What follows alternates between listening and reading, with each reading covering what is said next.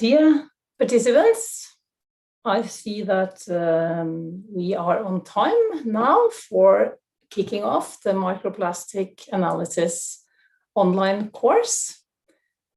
And I would like to welcome you all to this course, which is organized under the Oceano project. My name is Marianne Olsen, and I will be your moderator for this course. I will now first start introducing you to the project manager of the Oceano project, Dr. Hans Fredrik Weiteberg Bråten, who will give you a short information about the project that is running this course. Hans Fredrik. Thank you very much, Marianne.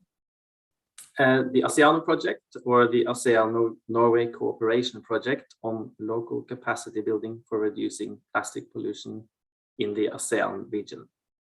You can maybe take the next slide, Marianne, and I will just briefly give you an introduction to the project. So the main impact of this project is to improve capacity to tackle plastic pollution from key sources in the ASEAN region. This impact builds into the several important global goals, most important United Nations Environment Assembly Resolution 3.7, long-term elimination of discharge of litter and microplastics to the ocean. The project builds upon several of the Sustainable Development Goals, the goal 14.1 being particularly important: prevent and significantly reduce marine pollution from land-based activities. And of course, the Bangkok Declaration is very important for the ASEAN region: encourage an integrated land-to-sea approach to prevent and reduce marine debris. The project builds on 4 outcomes. I will give you a few keywords for the four outcomes before we get moving. Outcome number 1, reduction measures for key industry sectors. Here we cooperate with selected sectors. We have focused on the micro, small, and medium scale enterprises to develop best available techniques and best environmental practices for reducing releases of plastics. The second outcome is monitoring methods and capacity building on monitoring and sampling. So here we try to establish standard methods for sampling of microplastics in rivers, and also quantify fluxes and build local capacity for monitoring. Outcome number 3, impacts of plastic pollution and measures. Here we want to assess impacts from pollution and future scenarios in our study regions, and also try and establish a catchment model tool to prioritize measures and actions. For these 3 outcomes, we have 3 study sites. We have the Citarum River in Indonesia, we have Imus River in the Philippines, and we have Phu Loc River in Vietnam. The last outcome is related to education and dissemination, where we involve local government, enterprises, and local stakeholders. We also arrange different types of training courses on monitoring methods, on social science aspects, and also on analytical methods. And that is why we are gathered here today. So with that, I'm going to give the word back to Marianne.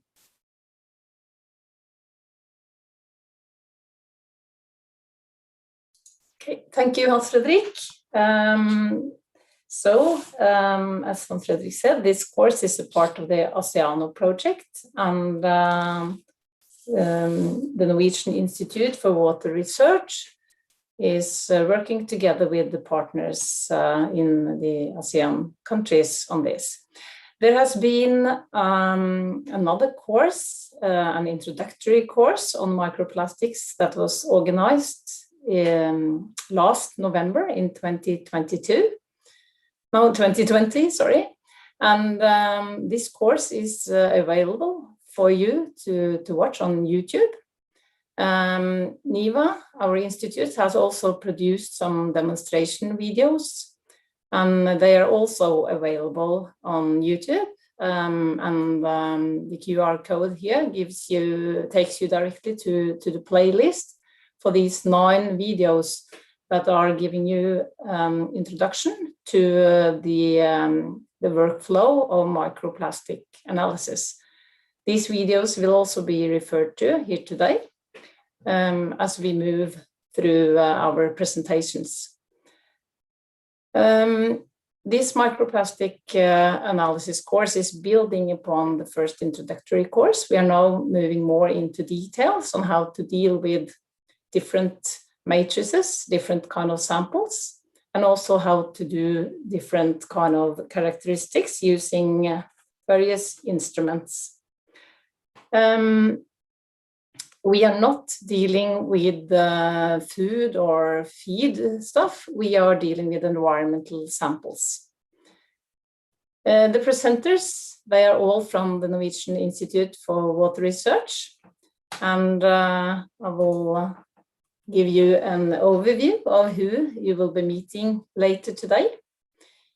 Dr. Rachel Hurley, Dr. Amy Lusher, Elisabeth Støle-Rødland, Dr. Inger-Lise Neland-Bråte, and Cecilie Slingdal Larsen. And they will take you through various steps and different matrices and how to prepare, to analyze, and also discuss harmonization of methods. After the presentation, we will have a questions and answers session, a Q&A session. And I will kindly ask you that you, during these presentations, write down your questions and comments in the chat in YouTube. And then we will respond to them when we come to the Q&A session. We have 30 minutes for Q&A, so it should be time to address at least quite a few of these questions. Also, feel free to take contact with us after this course if there are specific questions that you would like to have some response to or support on. And for this course now, as I said, you have already seen the faces of our presenters. So after this short welcome, I will hand the word to Dr. Inger-Lise Neland-Bråte, and she will be talking about sampling microplastics in freshwater and marine environments. After her, Cecilia will present for you analyzing microplastics in water samples, and then Inger-Lise will be back talking about analyzing microplastics in mussels before Rachel present the analysis of sediments, soil, and sludge. Then we will have a 10 minutes break before Rachel will be back talking about characterizing microplastics using FTIR.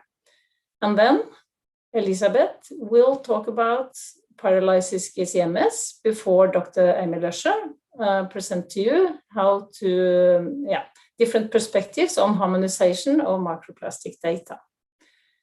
After these presentations, we will move to the Q&A sessions. And as I said, please write your questions in the chat during the course. And then there seems to be a confusion here on the agenda, but after the Q&A session, there will be no second break, but there will be an introduction to the Interlab comparison, ILC, that we are planning to run across ASEAN. And finally, Dr. Sigrid Haryadi will wrap up and end the course. So with this, I will hand the word to my colleague Inger-Lise. And as I said, after the course, feel free to contact us. You can contact me as a research director at the Norwegian Institute for Water Research. You can contact Hans Fredrik Weiteberg-Bråten as the project manager, or you can contact Dr. Rachel Hurley for questions related to microplastic analysis, and she will either support you and provide answers, or she will direct you to one of the other colleagues at NIVA. So thank you. And with this, I wish that you will have a nice and informative course and enjoy. And please, Alyssa, the floor is yours.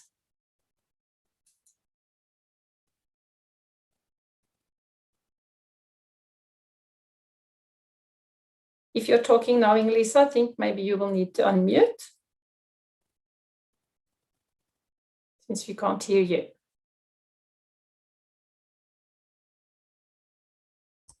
Hello.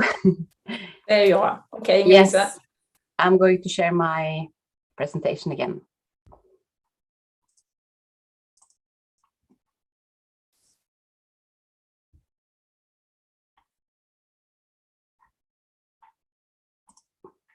So thank you, Marianne, for introducing me. And as you said, I'm going to talk about sampling microplastics in freshwater and marine environments.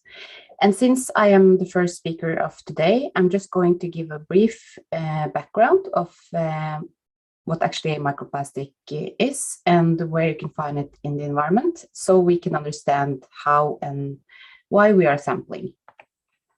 So just quickly, as you probably all know, macroplastics in the environment turns into microplastics. And this is due to several reasons. For example, oxidation and UV degradation, mechanical aberration, microbial activity, temperature changes, and so on. And as the size of the plastics decreases, the bioavailability increases, meaning that more individuals or more biota can be exposed to these plastic particles. And we are often defining plastic waste in size. So, for example, macroplastics being larger than 5 millimeters, microplastics being smaller than 5 millimeters, and nanoplastics often smaller than 0.1 micrometer. But this is also different in different publications, but we're not going into details in that now.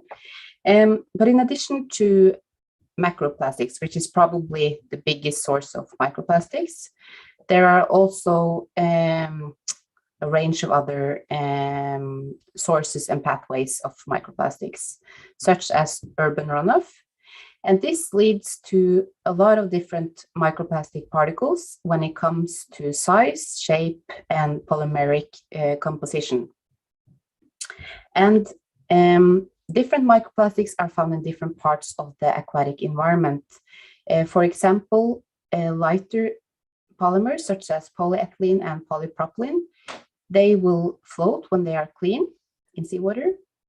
And more denser polymers such as PVC and PET tend to be found further down in the water column.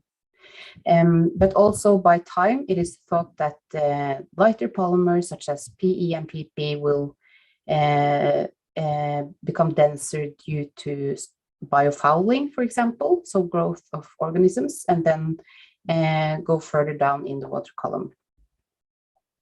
So luckily, there are guidelines for microplastics analysis in the environment, also when it comes to sampling. And here I've listed some examples of that. For example, the GESAMP one, NOAA, AMAP, and also Ministry of Environment Japan. And this is important because when we follow these guidelines, we ensure reproducibility, harmonization, and comparability between studies. But this, my colleague Amy Lusher will go more into details about later today. So I will not go, I will just show you these ones for now.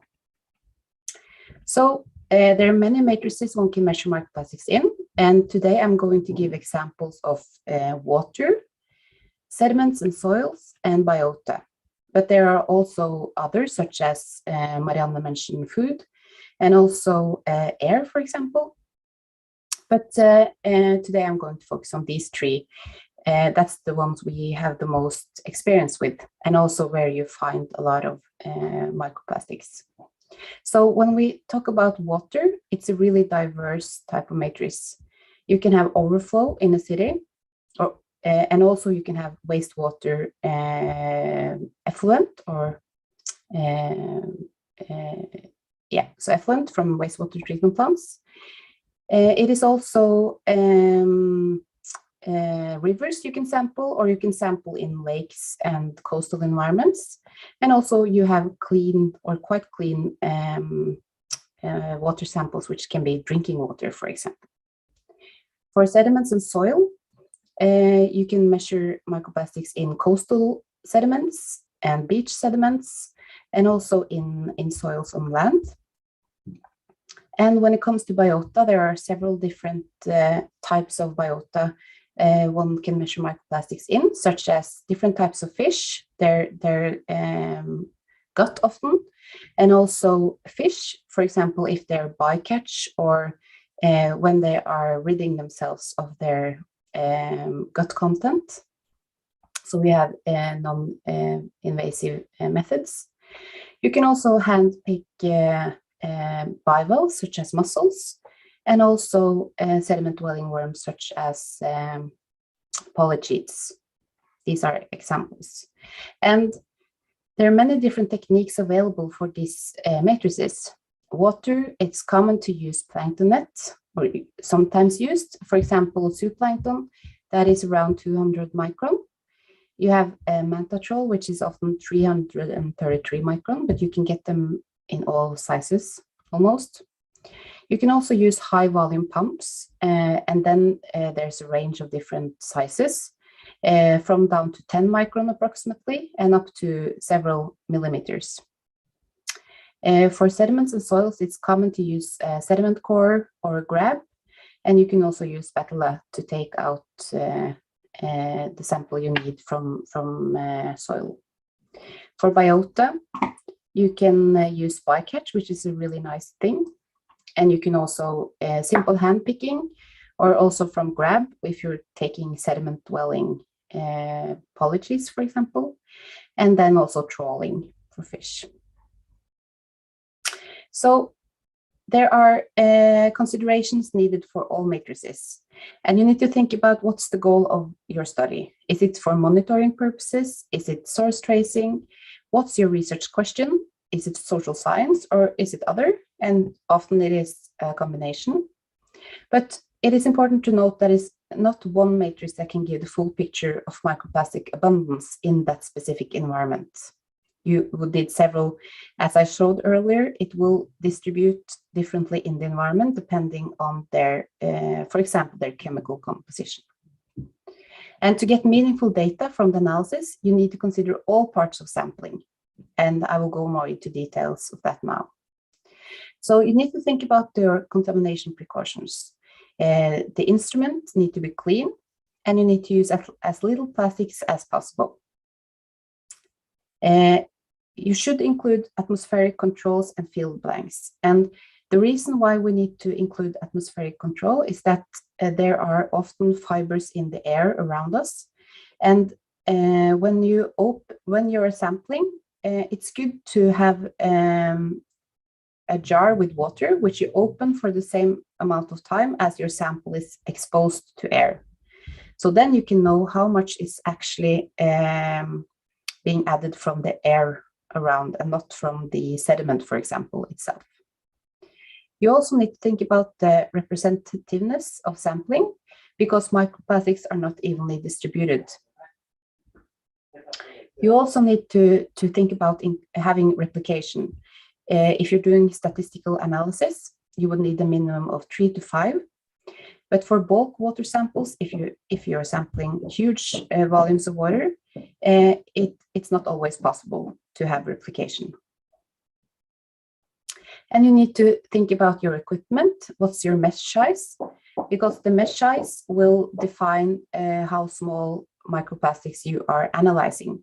There is no point in analyzing down to 50 micrometer microplastics if you are using a mesh size of 200 micrometer. You need to think about the amount of sample you gathered, how many grams, how many liters, how many individuals. And this will depend on the microplastic level in that specific environment. How clean or how polluted is it? If it's polluted, you would need less than if it's quite a clean area. And also to think about having as little stress on the matrix as possible. And by that, I mean handling. So if you, for example, are handling, for example, a fish can get stressed in the troll and can also then remove their whatever they have in their gut if they are stressed. So you need to consider your sample preservation. It's good to use minimal of preservation and fixation.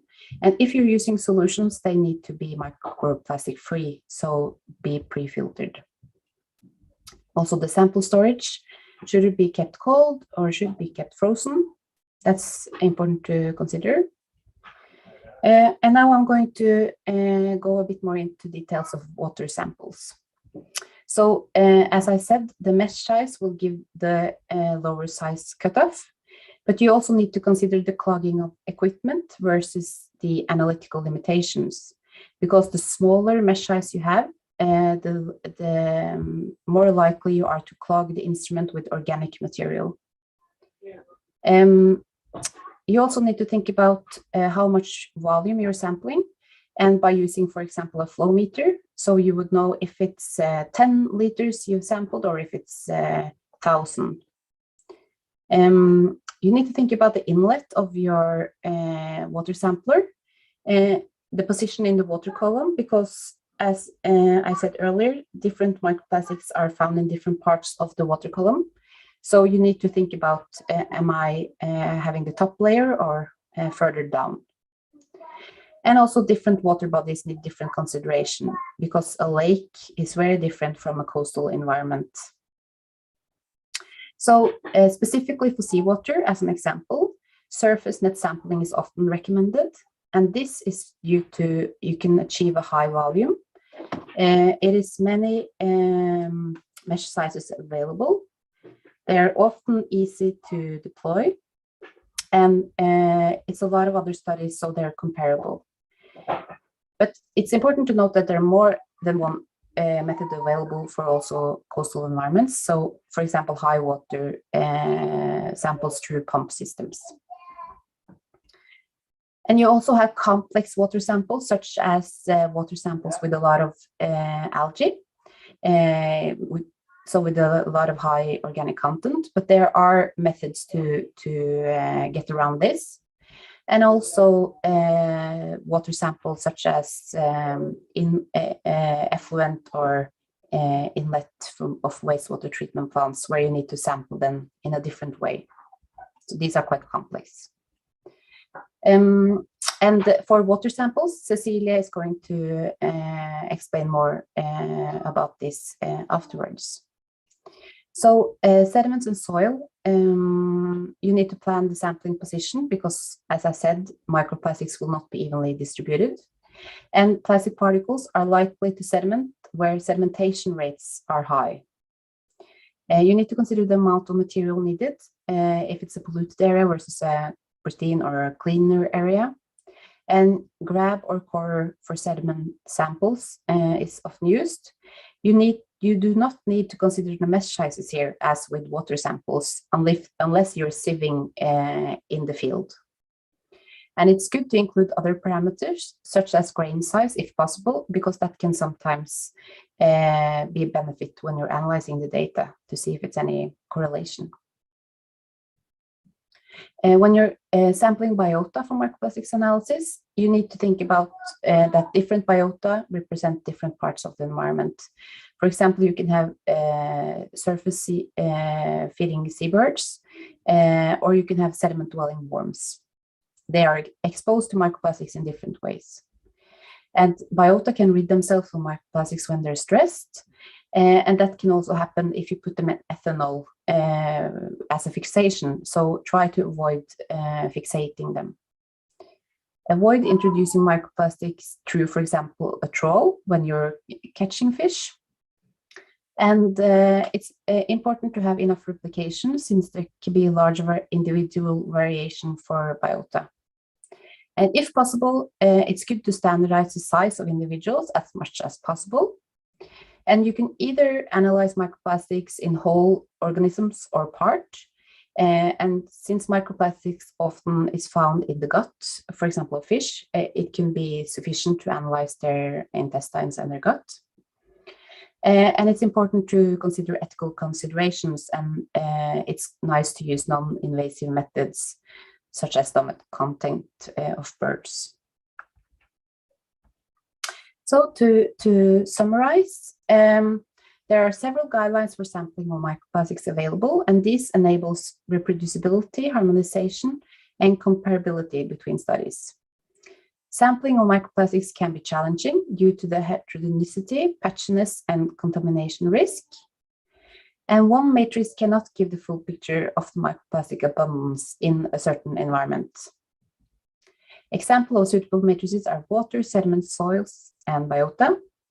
And the sampling method and the matrix depends on the objective of the study. So with this, I'm going to say thank you for listening, and I'm going to hand the word over to Cecilia, which is going to talk more about water samples. I will stop sharing my screen then.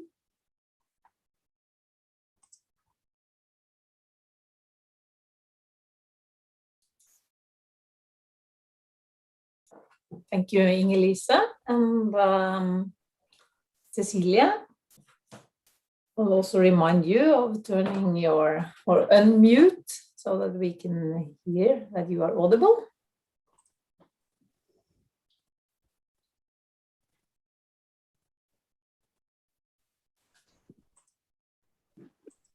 Cecilia? Yes, I'm trying There to you share are. my screen now. Thank you. Can you see my presentation? Yes, but not in the presenter mode. Okay.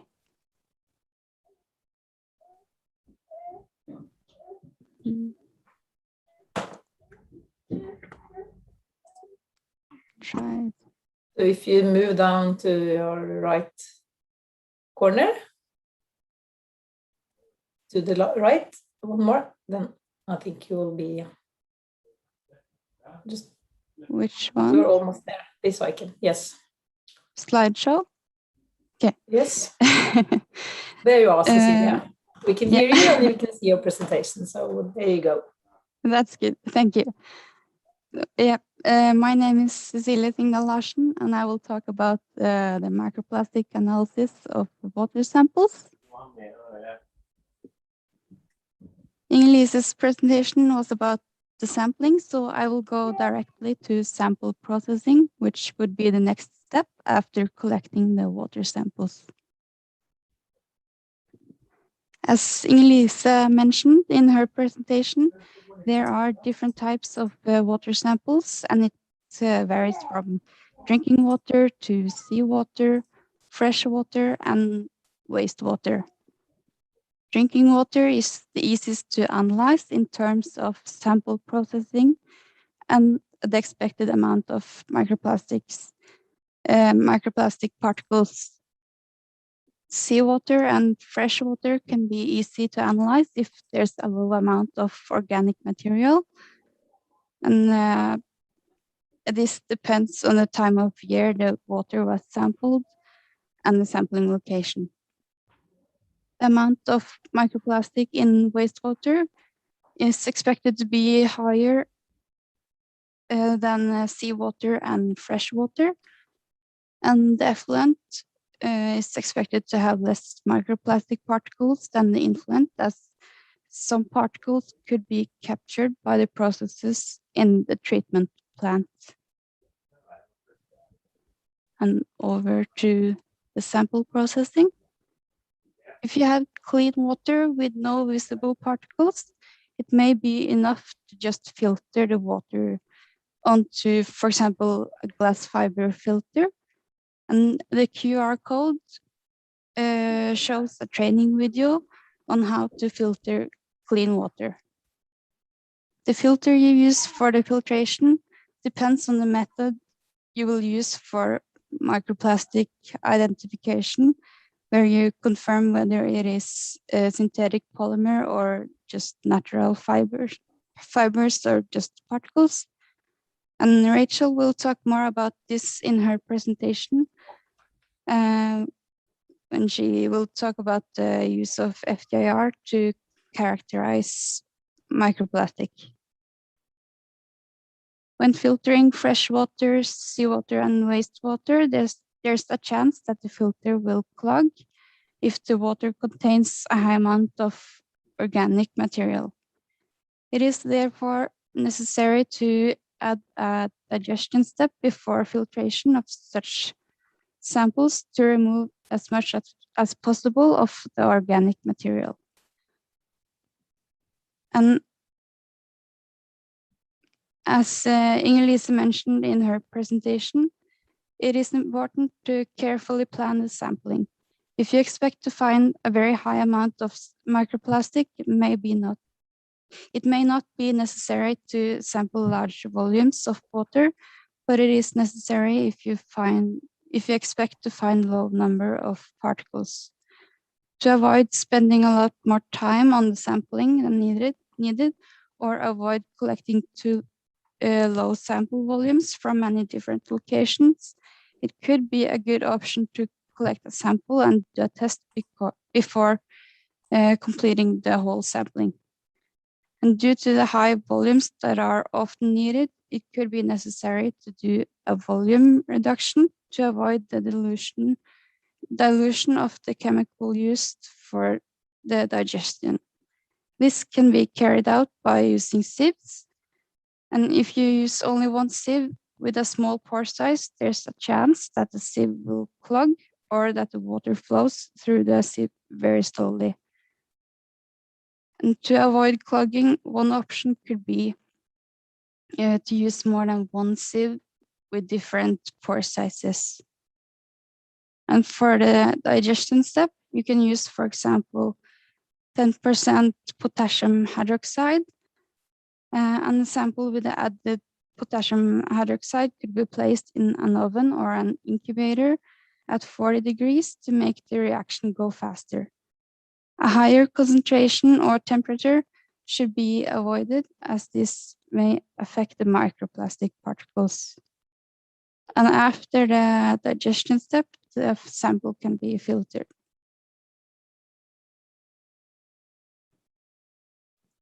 The next step after sample processing is the microplastic identification.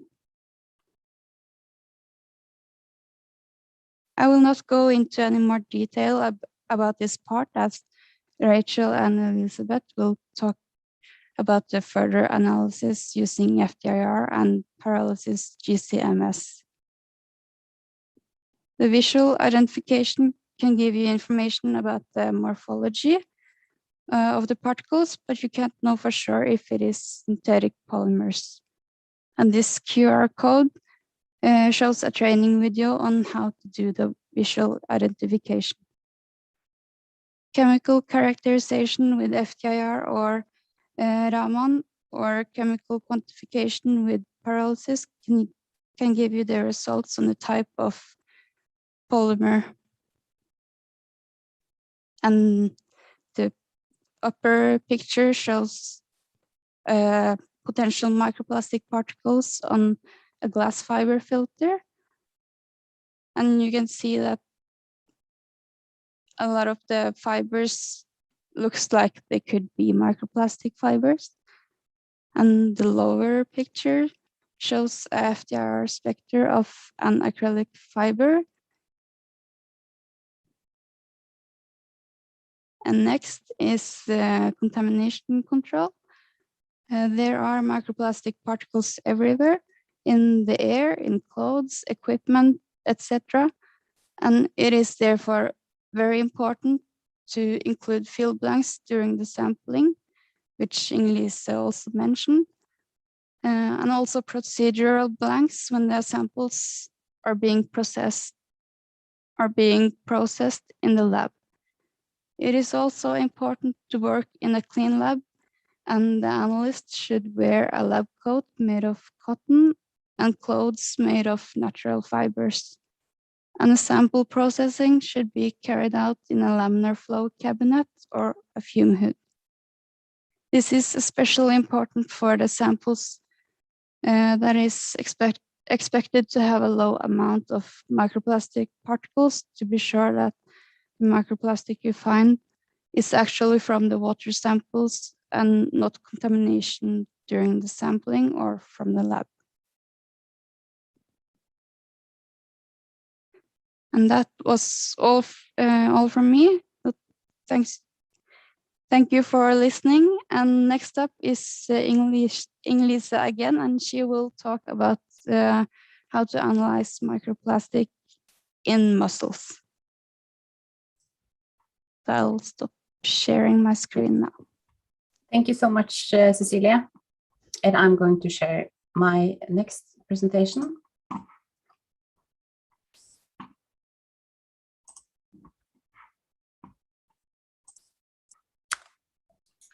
And while we wait for you to sharing, Alyssa, I could also say that we are actually a bit ahead of schedule. So you have time to elaborate if you feel that you need a bit more time.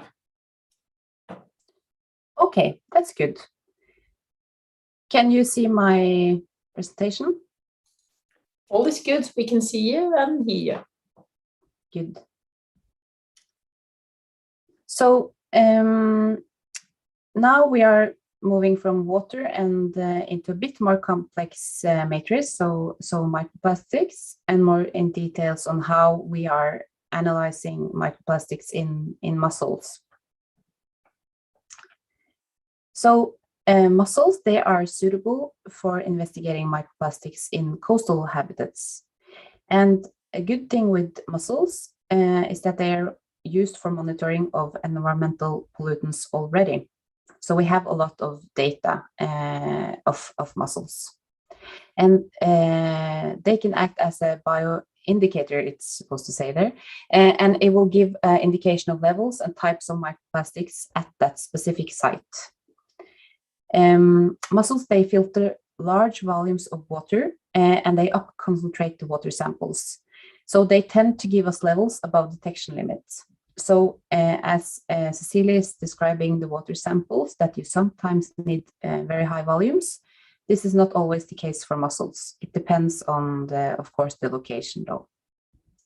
And mussels are important for ecosystems and for blue growth as a food source. And they are quite simple to process since they tend to have little or not as much lipids. Oh, it skipped a bit before I was planning on. So yeah, and they're also easy to collect. You can often hand pick them when there's low tide. And it's easy to avoid contamination while sampling because they are in their shells.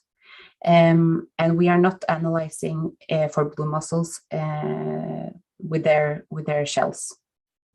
So then it's a natural barrier for atmospheric contamination. It is also often easy to include replication since they tend to be numerous. So you can have many individuals or you can gather many individuals. And also it is a huge potential to compare with other studies since it's quite many studies that already has been done. So you can then look at levels in different types of environments. And I also must say that when I'm now talking about mussels, this can also be true for other bivalves, which are filter feeders. These they can also be used for the same purpose and with the same method. So when you're sampling mussels, you should avoid synthetic clothes or gloves when possible. You should only collect intact individuals that closes when you handle them. That means that they are healthy. It is important to consider representative sampling. You can, for example, do a power analysis to calculate the number of individuals you need. And as I said earlier, less contaminated areas might need a higher sample number. But we are often using, for example, 20 mussels. And also try to pick the same size mussel per site, and preferably in between sites as well, so they can be compared easily. For example, in the size of 2 to 3 centimeters. You should store them in non-plastic materials such as aluminium foil. Wait, skips. And then you should record relevant metadata, such as sample location, the date, the depth, the sampler, so who has gathered the samples, and any comments, such as close proximity to a harbor, which can be an important source. So before you start your analysis, you need to try to have as plastic-free conditions as possible. And if you use this QR code, you can look at the earlier training video on how to do that. You should clean all glassware and with filtered RO water if possible. And you should check all filters that you're using for microplastics, because sometimes you can find fibers on them. And then prepare the solutions. For example, 10% potassium hydroxide, which is what we use for mussels, and pre-filter it so it doesn't have any microplastics in them. And here is another QR code for how to prepare lab water. And you can also use other solutions, such as alcojet for fat removal, if that's an issue with your mussels. And also acetic acid if you are removing calcium carbonate, because sometimes you want to analyze the whole mussel, so or other bivalves, so you can then also, if it's not possible to dissect it out. You can also use enzymes such as cellulase, and that will remove cellulose if you have a lot of that in your sample. You should also prepare procedural blanks that should be treated as other samples, but with no mussels in. And here's another QR code where you can learn more about procedural blanks. And if possible, it is nice to prepare blind samples to avoid human biases. So by that, we mean that the person who is analyzing the sample should not know where the sample is from. Because if you know that the sample is from a highly polluted area, you can then be biased when analyzing that sample and look for more. So that's a good thing, if possible, to blind the samples, to blindly label the samples. So for the sample preparation, you need to gather first the sample information, give the individual mussel a unique ID, and then measure the length and the weight, both in wet weight and dry weight, if possible. Dissect out the soft tissue, then digest the tissue, for example, as we do with 10% KOH at 145 RPM, 40 degrees at 24 hours. And then you have the samples, but you should also then at the same time have negative controls, which is the blanks, and also positive controls, which is recovery rates. And Amy will also touch upon this later in her presentation about QA, QC. But in short, it is to know that you're not breaking down plastics in your sample. You're adding a known amount of plastics and treat it as you do with the sample, and then you see what's the percentage of recovery, how much did you actually get back after being finished with the digestion and the filtration. So then you do the filtration of the homogenates onto the filter you've chosen, for example, a glass fiber filter or cellulose acetate filter. And a note here with the cellulose acetate filter is that can be dissolved in KOH if you at the later stage need other filters. So it can be stored on cellulose acetate filter. Dry the filters and store them for later analysis in closed Petri dishes that is marked with sample ID. And it's important that this is closed so you don't add any particles. And for the analysis part, it's already a training video for the visual ID. And here you get the number of particles per weight or per individual. You also get the morphology of the particles, the size, the shape, and the color. For the chemical characterization, FTIR and Norman, this will be described by Rachel in a later talk today. And then you get the polymer type, particle by particle based. And also you can do chemical quantification by pyrolysis GC-MS, which is a later talk by Elizabeth. Here you get the mass of different polymers per weight and per individual. And you should also calculate the limit of detection and limit of quantification based on the blanks. And that will determine the sensitivity of your analysis. So how low levels can you actually measure and be confident that these are from the environment. So just some examples of output we are getting from this analysis. This is microplastics per individual I'm showing here, but you can also show per gram tissue. But this is a study we published in 2018 from the coast of Norway. It was 12 different sites. And the larger circles, the more microplastics on the left side. On the right side, it's different sizes on the x-axis and microplastics per individual on the y-axis. And there were two different sites up in the north, or one site in the north, which had significant more microplastics than others, and also in the Oslo Fjord, which is a urban area. You also get morphology and size. So these are examples of particles we found. This is an important note that this is pearls that we found in the mussels, not microplastics. And we tend to find a lot of these pearls in the mussels from the Norwegian coast. So, and these are sizes that we found of the particles. And the most microplastics we found were smaller than 1 millimeters. So it's a good way of monitoring particles, small microplastics, maybe not the larger ones. And also for the chemical composition, for FTIR, you get, as I said, the particle by particle, the number of PA, PP, etc. And for pyrolysis in mass per sample, nanograms of PE, PP, and so on.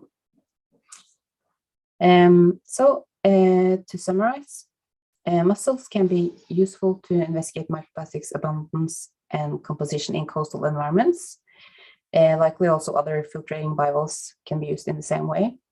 You need to minimize contamination throughout sampling and processing and include positive and negative controls. And the output you're getting are level of microplastics per individual or per weight, and also the morphology of particles and their chemical composition. Yes.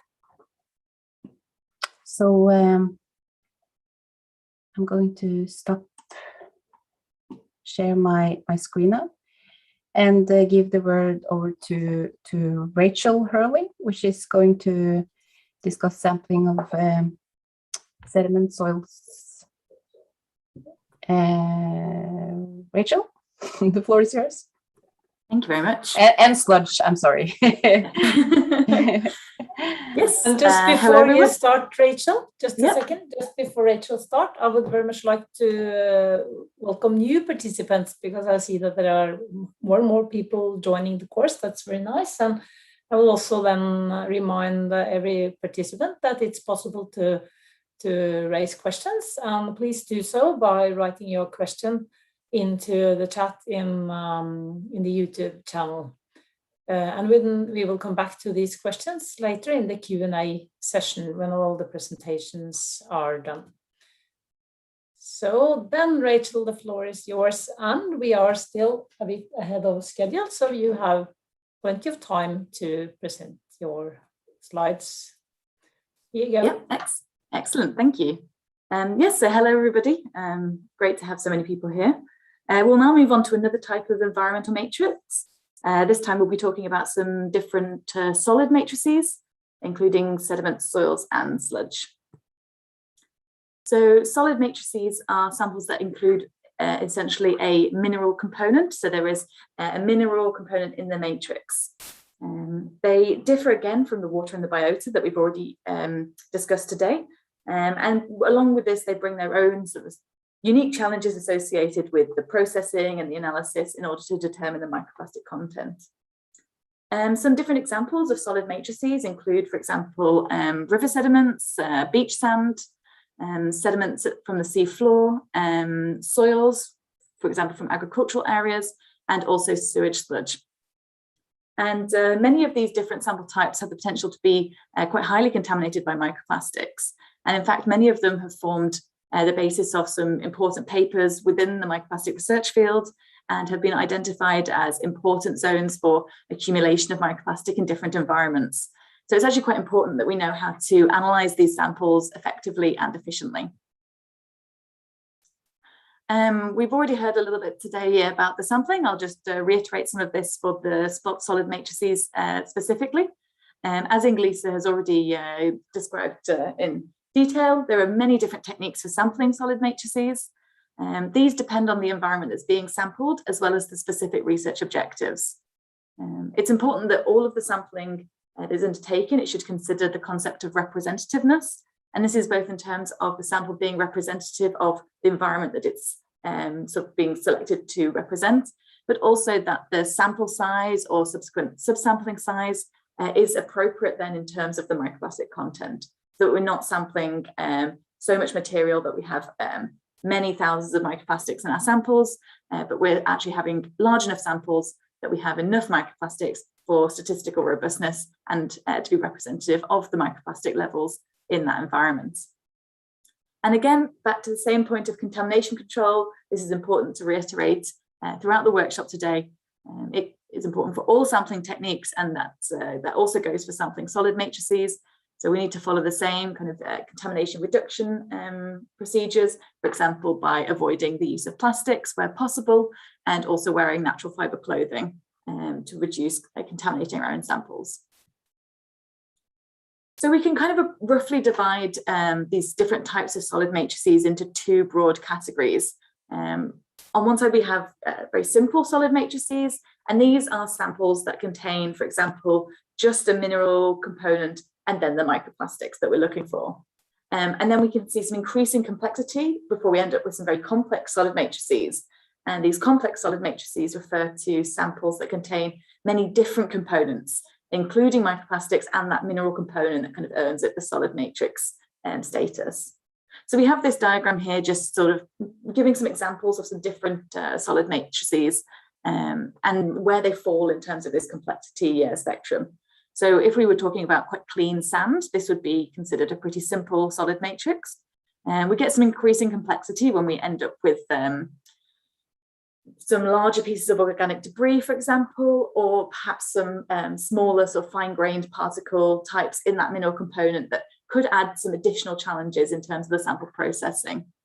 And then as we add in more and more organic content to the samples with different types of organic content, then we see the complexity increase to the very end where we have this highly organic, very heterogeneous sample matrix, where an example of this would be sewage sludge. Let's talk first about the simple solid matrices. We already heard in Cecilia's presentation earlier that we can usually treat the clean matrices a little easier than the complex ones. And that's the same for these solid matrices as well. So when we want to isolate the microplastics from these kind of clean sand or clean sediment matrices, the most common approach is to use density separation. In this process, one or more salt solutions, typically used at a saturated level, are added to the sample and used to float out materials that are less dense than the density of the solution that you've used. So we have here some densities of some common polymer types. Many of the common polymer types range between about 0.8 and 1.6 grams per centimeter cubed. And actually the mineral particles, so grains of quartz, for example, they have a density of around 2.65. So we can select density solutions that have a saturated density of somewhere between this kind of the upper limit for the microplastics and then the limit for these mineral grains, so that then we can achieve this separation based upon density during density separation. So there are many different solutions that can be used. We have just some examples here with their corresponding densities. Some of these are associated with also different costs, and there's a bit of a trade-off here. So some of the solutions that have the higher density, where you can actually play around a little bit and get, you know, all of those polymer types out and leave behind the mineral particles, they can have quite a large price tag. So we need to balance that off when we're setting up the analysis, so that we balance the density that we use versus the price of the density solution. So just practically how to do this density separation. You can scan the QR code here and watch a video of this being done in the lab, if that helps. But essentially, all you do is add the salt solution to a suitable container along with your sample material. You then want to seal that container and agitate it thoroughly until your sample material is very well mixed into the solution. So you can see that it'll be a cloudy solution, everything's all mixed up together very well, and that you haven't got any, for example, some dry sediment at the bottom or any clumps. So you want to give that a good agitation. That typically takes about 1 to 2 minutes to do, but if you have some quite clayey, fine-grained samples, it might take a little longer. Then we just place that container down and we leave that material to settle out. And this process is complete when we see that the overlying liquid is clear. So some of the density solutions are not colourless, but you should be able to see that they are clear. So there's no particles still in suspension in that liquid. And then we simply remove that overlying liquid and filter that in a similar way as we did with the water samples to collect our microplastics that should be floating out on the top. And what we want to make sure to do is to leave that solid material at the bottom. That will be all your mineral particles that you don't want to mix back in with your microplastics. There are many different containers or sample apparatus that can be used to perform density separation, and also corresponding with that, several techniques for actually removing that overlying liquid and those microplastics. So we have some examples here. There's a sediment separator at the top from Kopok et al. 2017, and this has a ball valve in the center, so you can isolate the density solution and the microplastics in the top part. You can remove that, and then you can use that to filter your sample, and all your solid matrix will be left in the second lower part. There's also an example here of the overflow method, and this is where you add further density solution to your container, allowing the floating material to overflow from the container and be collected in a larger dish that you've placed your container in, and then that can be used to just filter the sample then, and your solid matrix will be left at the very bottom of the original container due to the density differences. There's also the use of separative funnels. These are used often in other parts of analytical chemistry. These can also be used for microplastic analysis as well, following a similar procedure, but just with the density solution side instead of solvents, for example. And the best thing to do here is to just explore these different options within your lab and find the optimal solution with the equipment that you have available, the equipment that you can get hold of. And we advise that you use reference materials. You can generate these yourself or acquire them and produce sort of positive controls, recovery tests to validate these techniques for your own lab, so that you know that your density separation is working for you. One little note here that depending on the container or the apparatus, that it may actually be preferential to perform multiple density extractions and actually have a higher particle recovery as a result. So it might be that if you just do a single extraction, that you miss some of the microplastic particles. You can do these kind of additional sequential extractions by simply following the same procedure again. You take the solid matrix that's left at the bottom of your original container, just add some more density solution and repeat that whole process. There's also an option to add sequentially more dense solutions. So you could start with a less dense salt solution and repeat with different salt solutions that have increasing density. And this can help to partition the particles, the microplastic particles, at some different densities, if that's of interest to your study.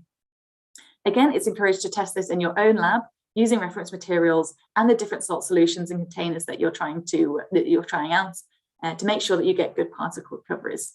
So we have an example here of, we've done this at NEVA, and we saw that it was actually 2 extractions was necessary to extract the majority of microplastic particles. And this was particularly relevant for polyester fibers, where the first extract didn't really extract as much as we wanted. But in that second extract, we were able to get a much higher recovery. Moving on now to the complex solid matrices. So just going back to the beginning here, these just simply refer to solid matrices that have additional components, as well as just the microplastics and the mineral particles. So as analysts, we must deal with these additional components. They add additional levels of complexity into the sample processing procedure. And we have 2 main challenges here that we have to deal with. First of all, we need to have a sufficient level of sample cleanup that we're able to undertake visual analysis or chemical characterization of our microplastic particles. But also, on the other hand, that we achieve this cleanup in a way that actually preserves the microplastic particles that we want to analyze. So we don't want to destroy those microplastic particles along with any of those additional components, because obviously that's what we're trying to analyze in this setting.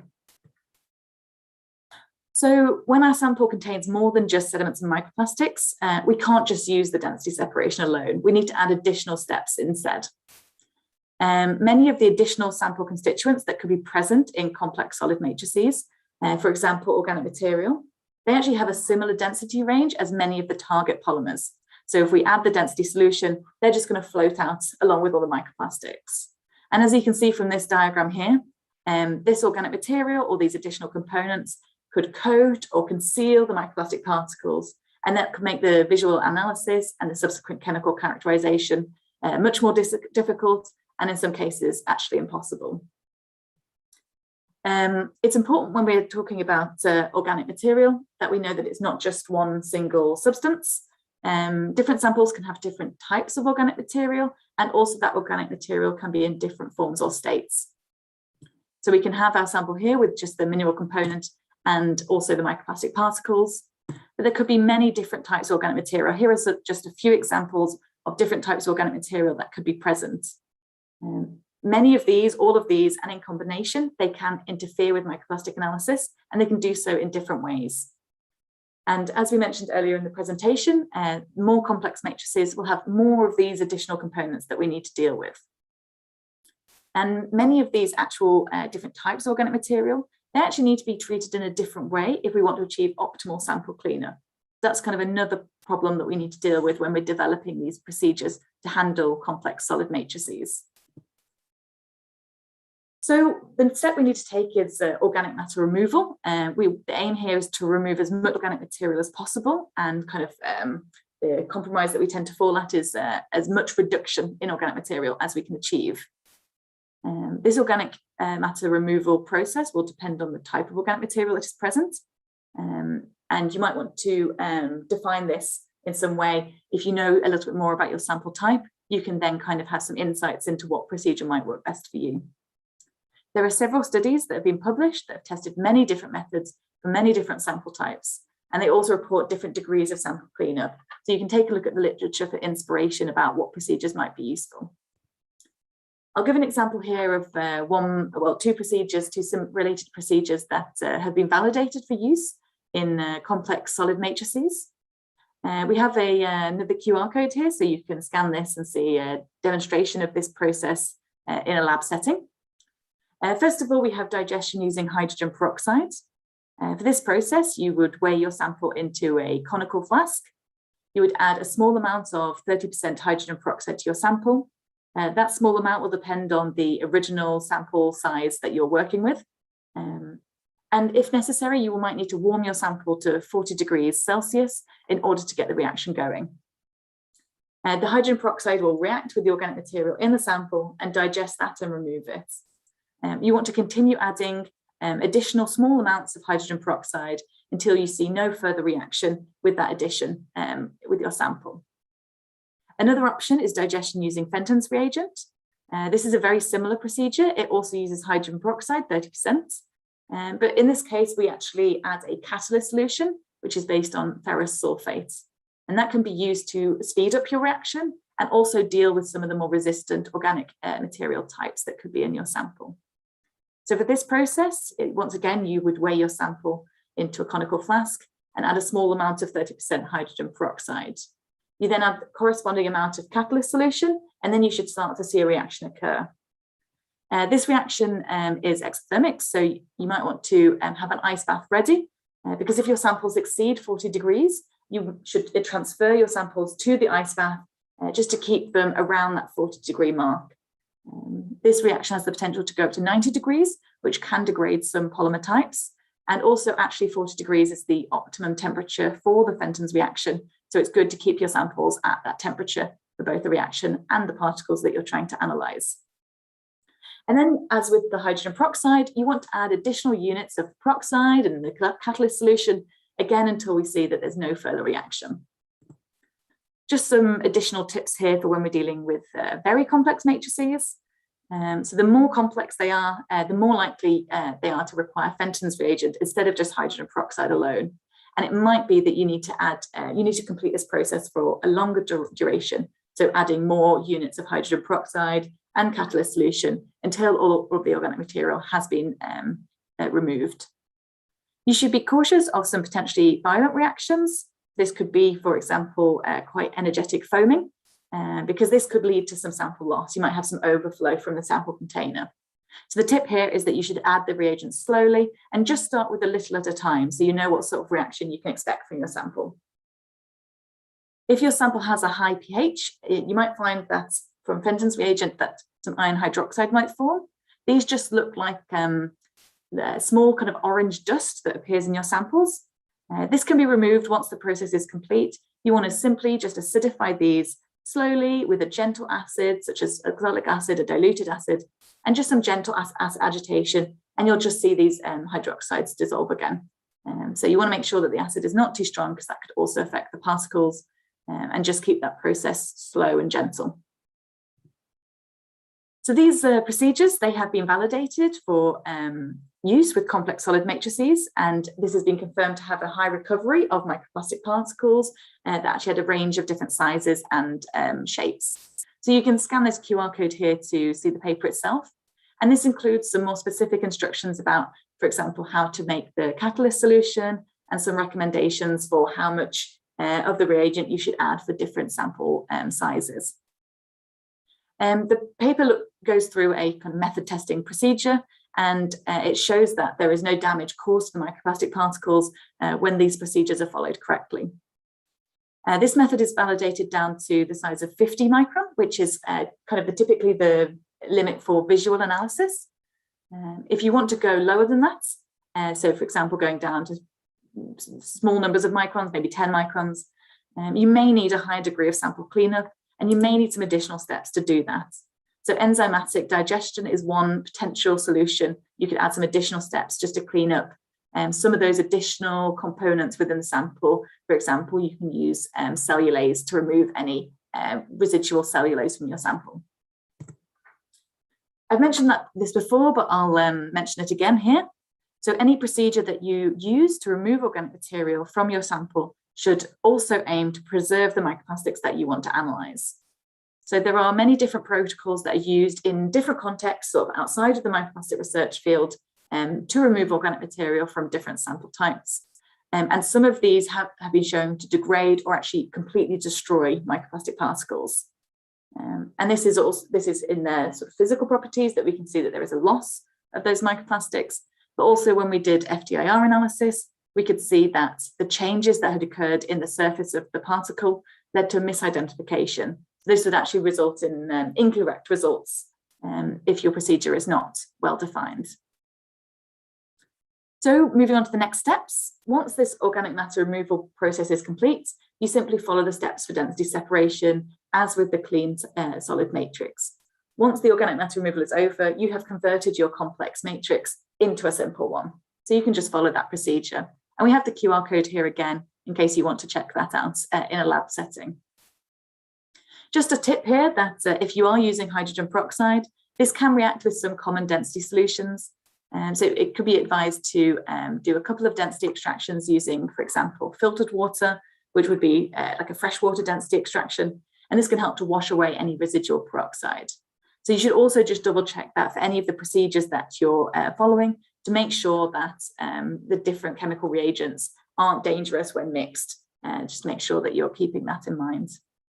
And as with all sample processing, you should follow important contamination reduction procedures throughout. So you should keep your samples covered at all times during the reaction. You can do this with, for example, adding a foil lid and just poking some very small holes in the top. This will allow any vapors to escape when you're doing your organic matter removal without exposing your sample to potential lab contamination. You should filter any of your reagents or your lab water before use to remove any potential microplastic contamination that's in those already. You should rinse all of your containers and your apparatus. And again, you should avoid the use of plastic materials, including plastic textiles, so your lab coat and your clothing as well. Just to summarize here, solid matrices are important in terms of environmental microplastic pollution. They're quite relevant for understanding the fate and transport of microplastics and also the environmental risk assessment. Understanding what is in your sample, that could actually help to determine what is the optimal procedure for processing a solid matrix and then isolating those microplastic particles for analysis. So just have a little think about what you might expect to see in your sample. And what could be very good is to run some little tests before you start your full batch of samples, just to make sure that the procedure that you're following works for the samples that you have. Many different approaches can be used, but it's important that you should prioritize preserving the target analyte, which is in this case is the microplastics. And it's advised to perform validation and QA/QC exercises in your own lab and with your own samples so that you're able to find the optimum solution and obtain the best results for you.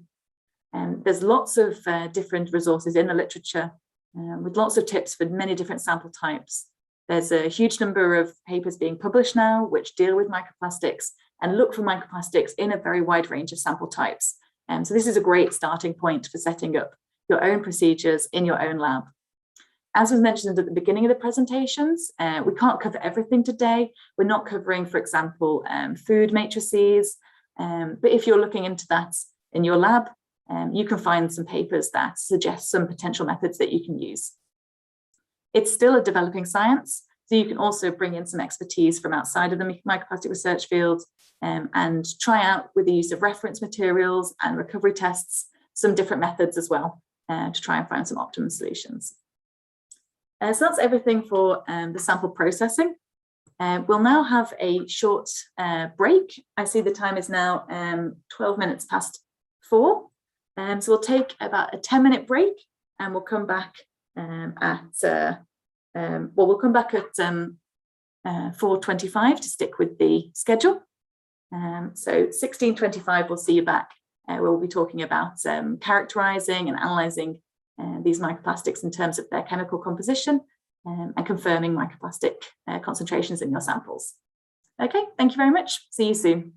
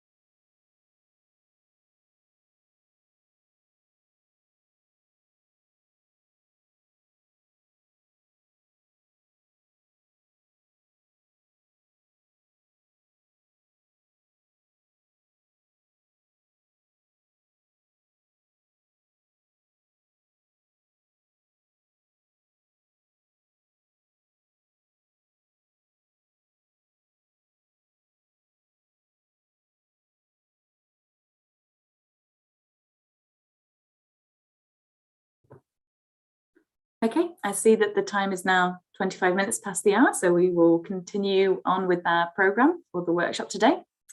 Welcome back, everybody. We will now continue the presentation, talking about the different ways in which we can characterise and analyse the microplastic particles that we've first sampled and then processed. So I will take the first presentation, which is related to the use of FTIR, and this will be followed by Elizabeth, who will talk about pyrolysis GC-MS as another technique. So just a short introduction to the concept of chemical characterization. It's a very important step in microplastic analysis. It's what actually confirms that the particle that you have found is actually composed of plastic and is therefore a microplastic particle. There are many studies that have looked at the kind of effectiveness of visual analysis, and they've confirmed that when you use just a visual analysis step, that actually the results may be a significant under or overestimate of the microplastic concentrations that were actually in the sample. And this is because many non-plastic particles can actually look a lot like plastic down a microscope. And the criteria that we use in visual analysis can't reliably confirm plastic composition. So we can't completely unanimously state that what we see is plastic. So some form of chemical characterization is needed. And this is becoming essential to publish microplastic data. So if you're doing microplastic analysis, you will need some form of chemical characterization in order to get that study published. There are many techniques that are available to perform such characterization. There's no kind of single technique that has been developed for measuring microplastics. And it's important to note that none of the techniques that are available are actually perfect. They weren't invented for specific microplastic analysis. There are often other techniques that have been adapted for use in this chemical characterization. So you sometimes need to bend them, play around a little bit in order to get the best possible results. I will focus on one of the most popular techniques. This is the one that crops up in studies most often, and that is FTIR spectroscopy. So what is FTIR? It stands for Fourier transform infrared spectroscopy. Fourier transform just is the name of the mathematical process which converts the raw data into spectra. You don't need to worry too much about that. It's a form of IR or vibrational spectroscopy. It works by directing a beam of IR light that is broadband, meaning that it is many different wavelengths, and it directs this at a sample and measures with the use of a detector inside the FTIR the absorption of that beam across all those different wavelengths. The measured kind of absorption or emission from the sample is indicative of the structure, the bonding, and the chemical properties, and that is for solid, liquid, or gaseous samples. Using FTIR, different materials will generate different characteristic spectral fingerprints, and this is what allows for the chemical characterization to be performed. So there's two main types of FTIR that are used for microplastic analysis. This here is an example of what you might refer to as a conventional FTIR. It can be large or small, but it typically has a single analytical mode, and it's suitable for the use of analysis on macroplastics, mesoplastics, or some of the larger microplastics. So it can actually measure particles down to approximately 250 micron, depending on the setup and also the skill of the analyst as well in loading those particles. But effectively, you need to be able to physically lift your particle to place it onto the conventional FTIR for analysis.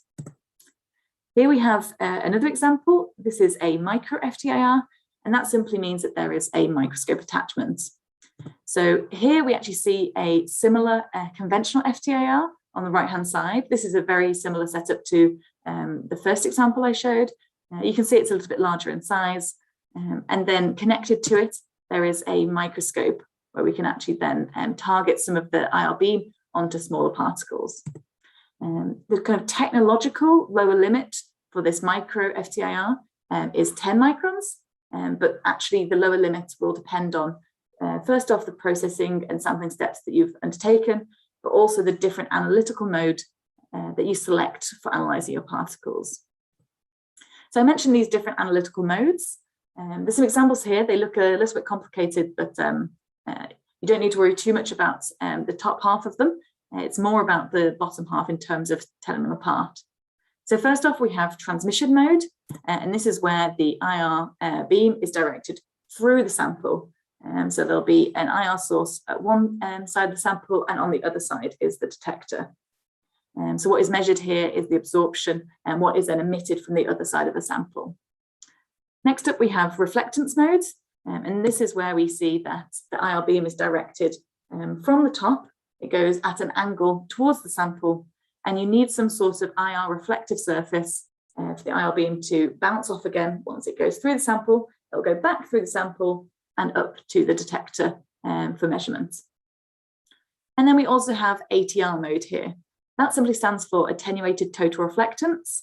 And that's where we use a crystal, typically made of diamond or germanium. And the IR beam is reflected along the crystal in a similar way to how fiber optic cables work. And we see that there is very limited penetration of the IR beam where a crystal comes into contact with the sample. So we actually get very good data from this technique because there's not much potential for the IR energy to be lost during the measurements. So for our conventional FTIR, the ATR mode is what's best for microplastic analysis. The other techniques, transmission and reflectance, can be used in the conventional setup, but this is not really the best arrangement for when we're dealing with plastic particles. When we're dealing with micro FTIR, more of the analytical modes are open to us, and which ones you select depends on what you want to analyze and what your requirements are in terms of the speed of analysis, the data quality, and also in some cases what accessories we have available to you. Just briefly here, the micro ATR will give you the best spectral quality, as I showed you before, but it tends to be slowest as it needs extra cleaning steps between particles because you get that contact with the crystal. Micro transmission is kind of the second best in spectral quality, typically, when we're dealing with microplastics, but it does also require some sample handling, so it tends to be a little slow as well. And then finally, micro reflectance. That's actually the quickest technique typically, but it is a little bit more affected by noise and matrix effects. So we tend to see the kind of poorest spectral quality there. So you can see there are some trade-offs when selecting the analytical modes. Just another technique that can be mentioned here. So all of the modes I've mentioned previously for both conventional and micro FTIR, they require some form of pre-identification and pre-selection of particles before analysis. So you need to know where your particles are, and you need to kind of target your analysis at those. There is a kind of third, more advanced application of FTIR that is increasingly used in microplastic analysis, and that is micro FTIR imaging. This works by generating several spectra for defined pixels. These can be quite small in size. You can define them as just a few microns. And this will create, after it takes many hundreds of thousands or millions of spectra across an area, a chemical map of your sample. And this can be used to automatically detect plastic particles, and it cuts out some of those pre-selection steps, which could have some potential for example, human bias in the visual analysis. Another benefit of this technique is that it can go down smaller in the detection of microplastics in terms of the lower size limit.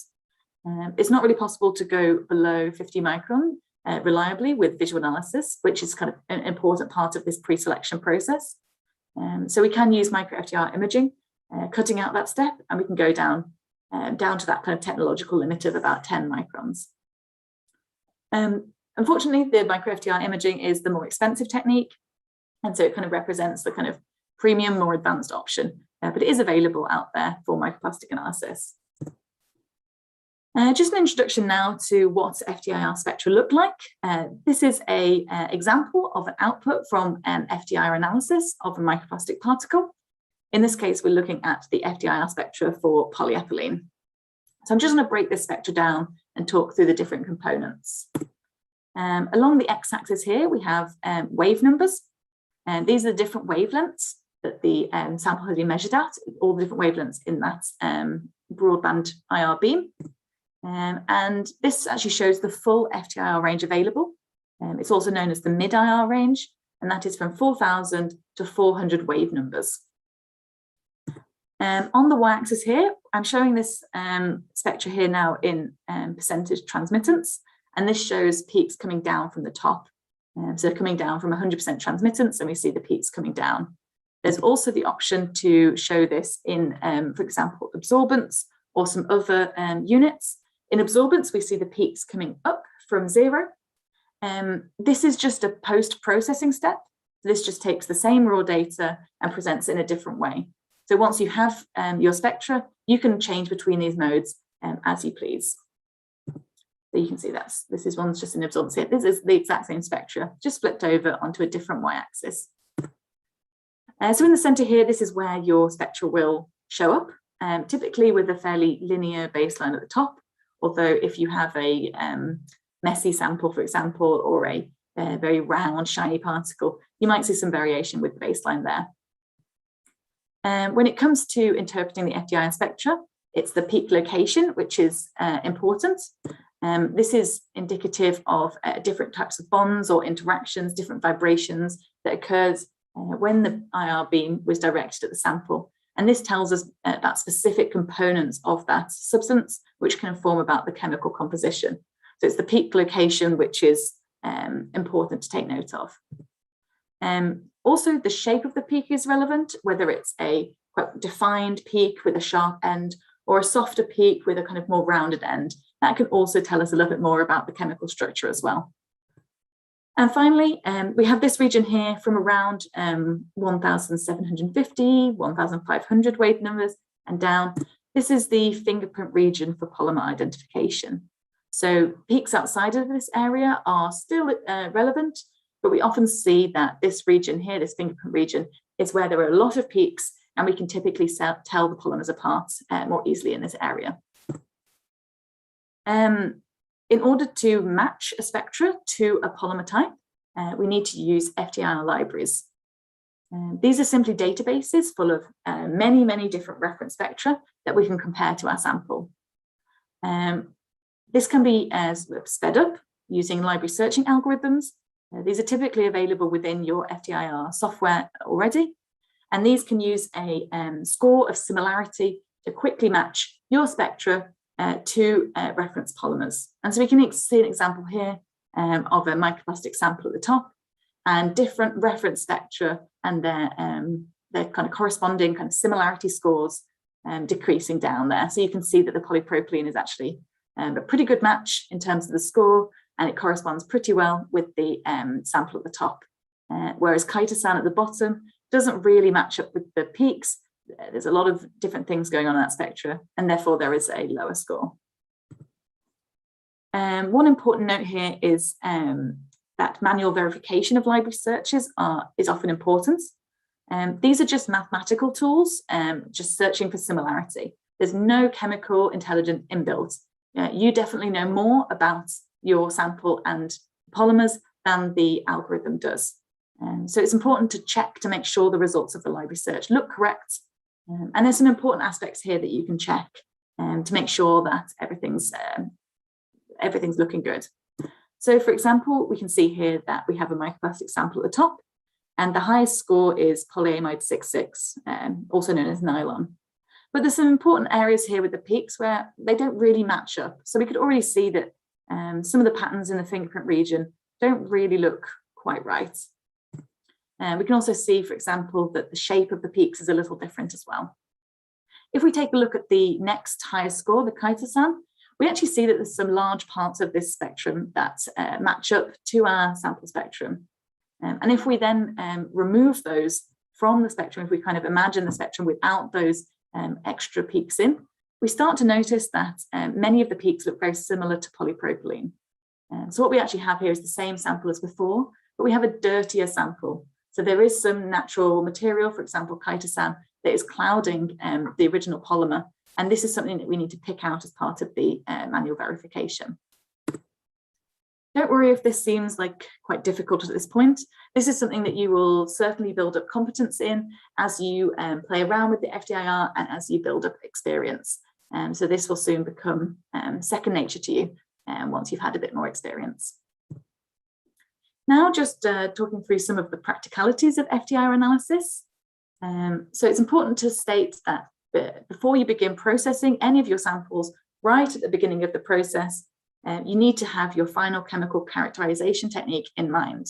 So when you're taking your samples out in the field, you need to consider, for example, how many particles will be in your final sample. If you have too many particles, it can actually make FTIR analysis quite difficult and time consuming, because you have to set markers for all of the particles, or your particles might be sat on top of each other, for example, and this will hinder analysis. On the other hand, you need to have enough particles in your sample so that you're able to actually reliably state something representative of the environment. So you have enough particles for example, statistical analysis. So yeah, you need to consider when you have your samples, maybe doing some preliminary tests to check the levels so that you know that you're going to end up with a sample that is appropriate and also optimal. And it might be that once you've taken your original samples, you might need to do a bit of subsampling before you start your sample processing to end up with a good number of particles. It's also important to note that sample cleanup is typically essential. Particles could be hidden or coated by other things in your sample, and those other materials, as we saw before with that example, they can introduce additional peaks into your spectra. This is also the case for moisture, so your samples should be dry once you prepared them for FTIR. Moisture, water vapor, and water has an FTIR signal as well. And this will all come into the same spectrum. So the FTIR will not be able to tell these apart. There's one spectrum per measurement. And this interference may have the effect of hindering your ability to correctly identify the polymer type. So it's important that you have clean and dry samples for the FTIR. Just some more examples here of some kind of good areas to look out for in terms of typical forms of interference. So moisture, residual moisture, but also organic material. We see some zones here where we often see some broad peaks creeping into our microplastic spectra. So it's important to kind of keep these approximate areas in mind so that when you're interpreting your library result, you know you can subtract these areas from the spectra. We also heard a little bit about selecting the right filters when you're filtering during the sample processing steps. This is very relevant for FTIR analysis, and you need to actually make the right filter selection for the different analytical modes that you're using. So when it comes to ATR, we don't need to worry too much because the sample comes in contact with the crystal and the filter has less of an impact. But it's much more important for the transmission and the reflectance modes. For the transmission mode, the filter needs to be IR transparent, and for the reflectance mode, it needs to be IR reflective. And there's some examples here of some different types, and it just shows in this diagram on the right, the different areas along the different wave numbers at the bottom, where some of these different samples can partially or completely block the IR energy.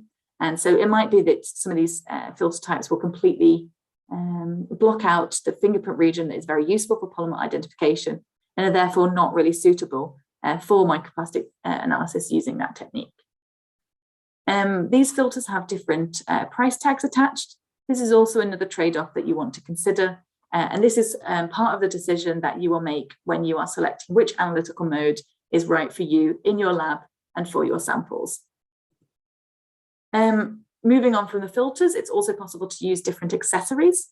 So we have an example here of a diamond compression cell. This is quite often used in microplastic analysis to measure particles in microtransmission modes. And it actually means that you can cut out the use of expensive filters.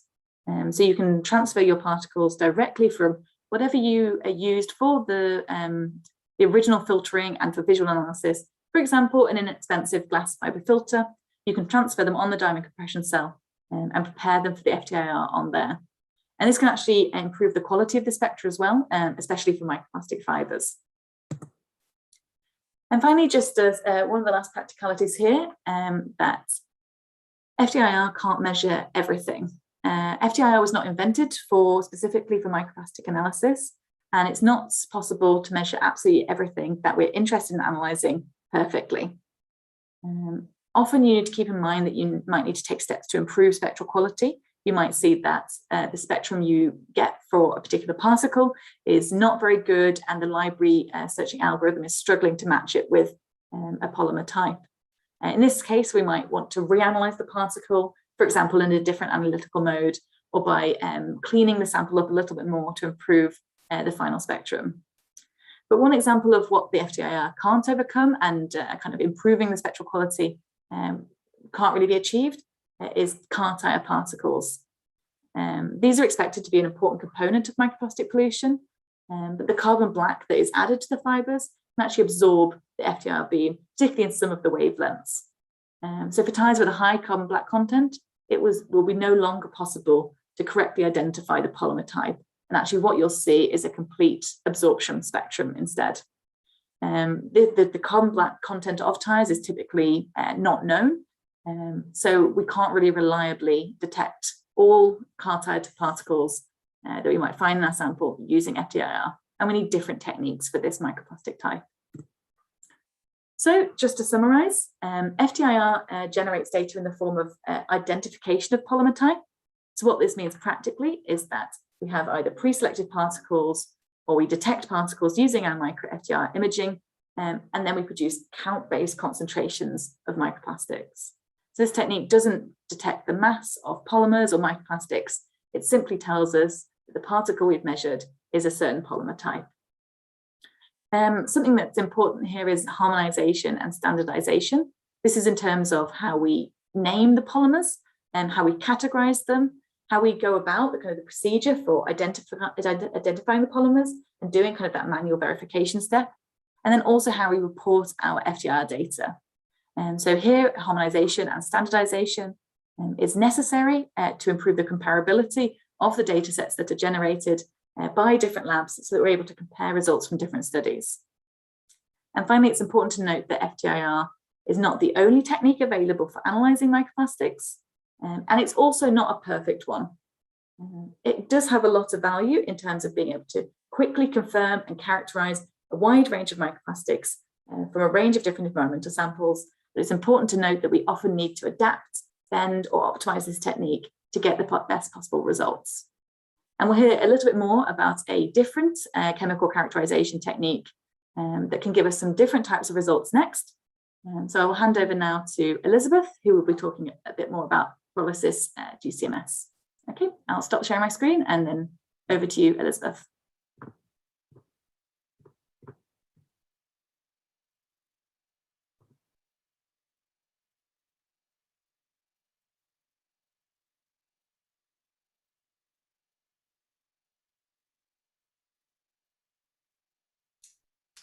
So thank you, Rachel, and we need to hear Elizabeth's voice to make sure that you are audible.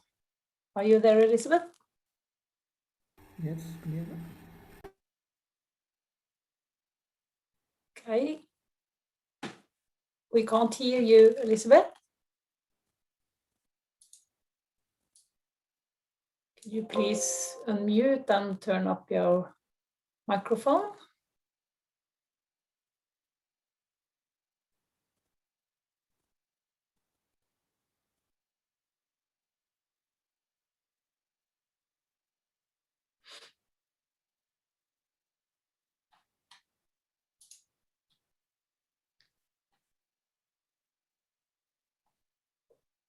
So is there any response from Elizabeth, either written or by voice?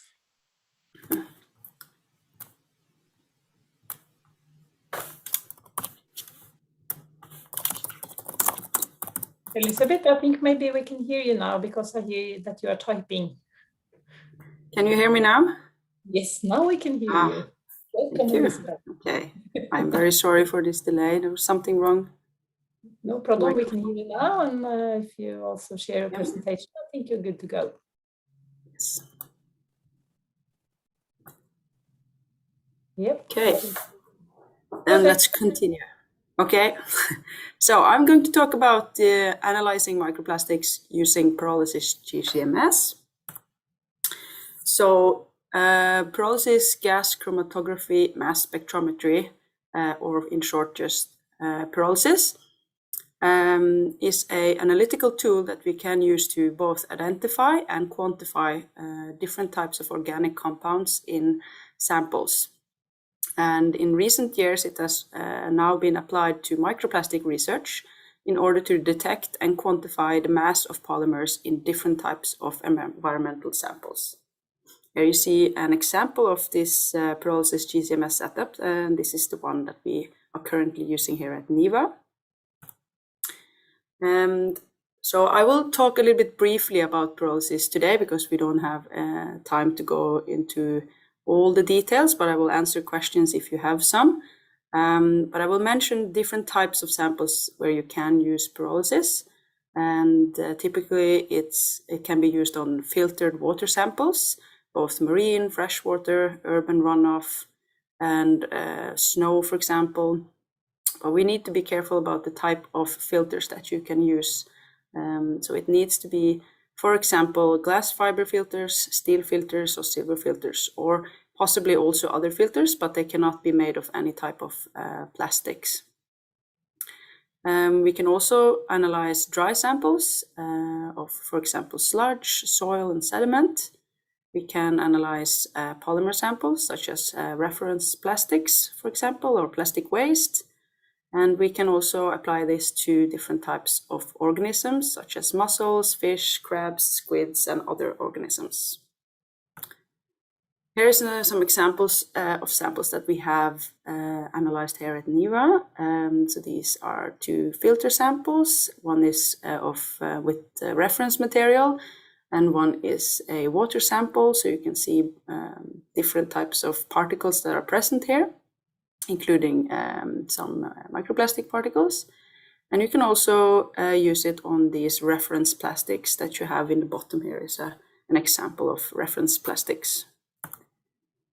You can also use it on tire particles. So Rachel just mentioned the difficulties of using FTIR on tire particles, but for Pyrolysis GC-MS, there are methods that we can apply to identify and quantify tire particles as well. And here you also see an example of this pyrolysis cup, which is where you insert your sample.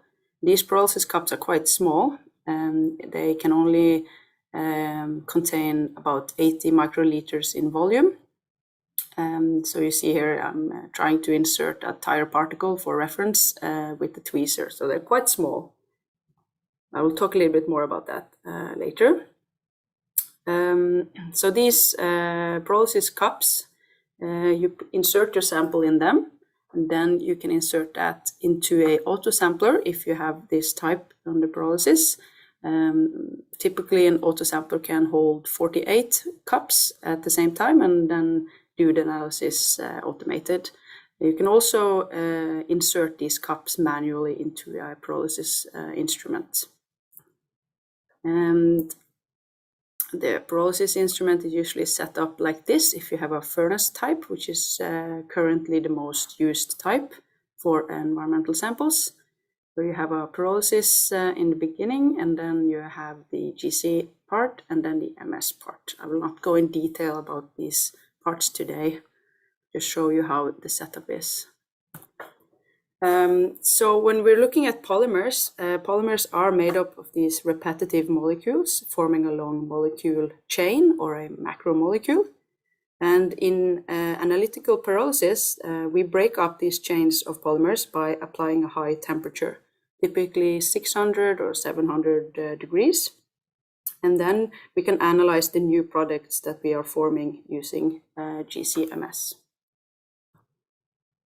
And the results that we get out of this analysis is a pyrogram, which is a chromatogram of the pyrolysates obtained by pyrolysis.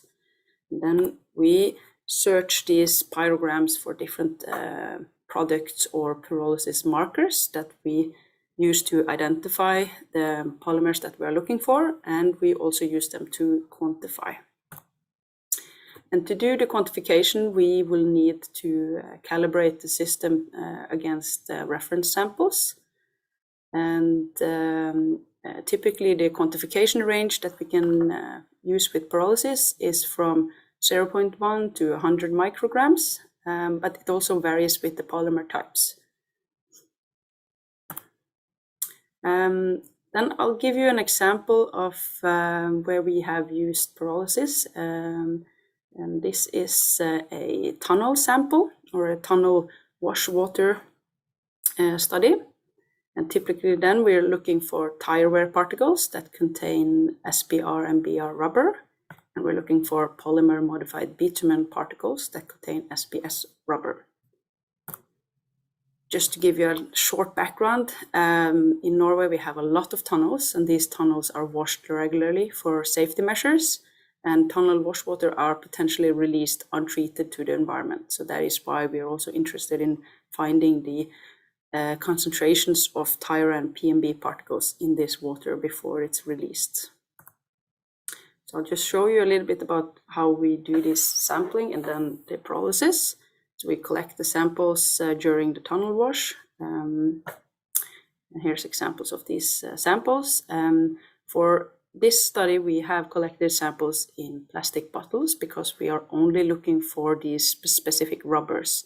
But if we were also looking for other microplastics, we would have chosen different containers, which have been mentioned previously, that you have to think about what you are looking for and how you can avoid contamination. So we take subsamples of these tunnel wash water samples and we filter them onto glass fiber filters, and then we insert these filters into the pyrolysis cups, as you can see an example of here. And we insert this into the Pyrolysis GC-MS setup. And again, we look for specific pyrolysis markers. And these markers that we're looking for when we look for tire and PMB particles is also mentioned in a publication. You see the link to that in the bottom of this presentation if you're interested. So then we quantify the mass of rubbers present in the sample using Pyrolysis GC-MS products. And then we use the rubber concentration to calculate the mass of tire and PMB particles in the sample. So there are some different steps here. And here you see what the results were for this specific study, where we found high levels of tire particles in the samples before it was treated. And then we found lower concentrations after treatment, and same for the polymer modified bitumen. I just want to mention, this has been mentioned earlier also, but it is very important to think about the sampling setup before you start. So the volume of samples, how large volumes do we need, how many samples do we take to make sure we have representative sampling. Do we take single samples or larger mixture samples, and also use replicates. For Pyrolysis GC-MS, I would highly recommend using replicates, because as you could see from those very small pyrolysis cups, the sample you can analyze at each time is quite small. So using replicates is recommended. And I'll just mention also some important things to consider when doing pyrolysis. Some pyrolysis products can be found in multiple polymers, so we need to have a control about on the process products for the polymers we are looking for. You can add an organic alkaline reagent called TMAH that can form specific pyrolysis products. Quantification should be done using internal standards added to all samples. And the calibration curves can be set up with reference polymers, and you can also buy reference samples from different commercial suppliers. And all analysis should always include procedural blanks, including blanks of all the pyrolysis steps. And we need to have a very strict contamination control when we're doing Pyrolysis GC-MS, because it can detect quite low concentrations of polymers. So even the smallest contamination could contaminate your samples and be measured in this analysis. There are also different types of Pyrolysis GC-MS that can be used, both double shot and single shot analysis, something called a hard cut analysis and a evolved gas analysis. So I recommend looking into the different types when deciding what analysis to use. And also want to mention that these double shot analysis have a thermal desorption step before you do pyrolysis, and there you can also include volatile compounds, such as plastic additives and plasticizers. And this thermal desorption step can also be used to remove background noise from organic compounds interfering with the polymers we are looking for. Also add some useful references for more details. So, thank you. And next up is Dr. Amy Lusher, who will talk more about the harmonization of microplastic data.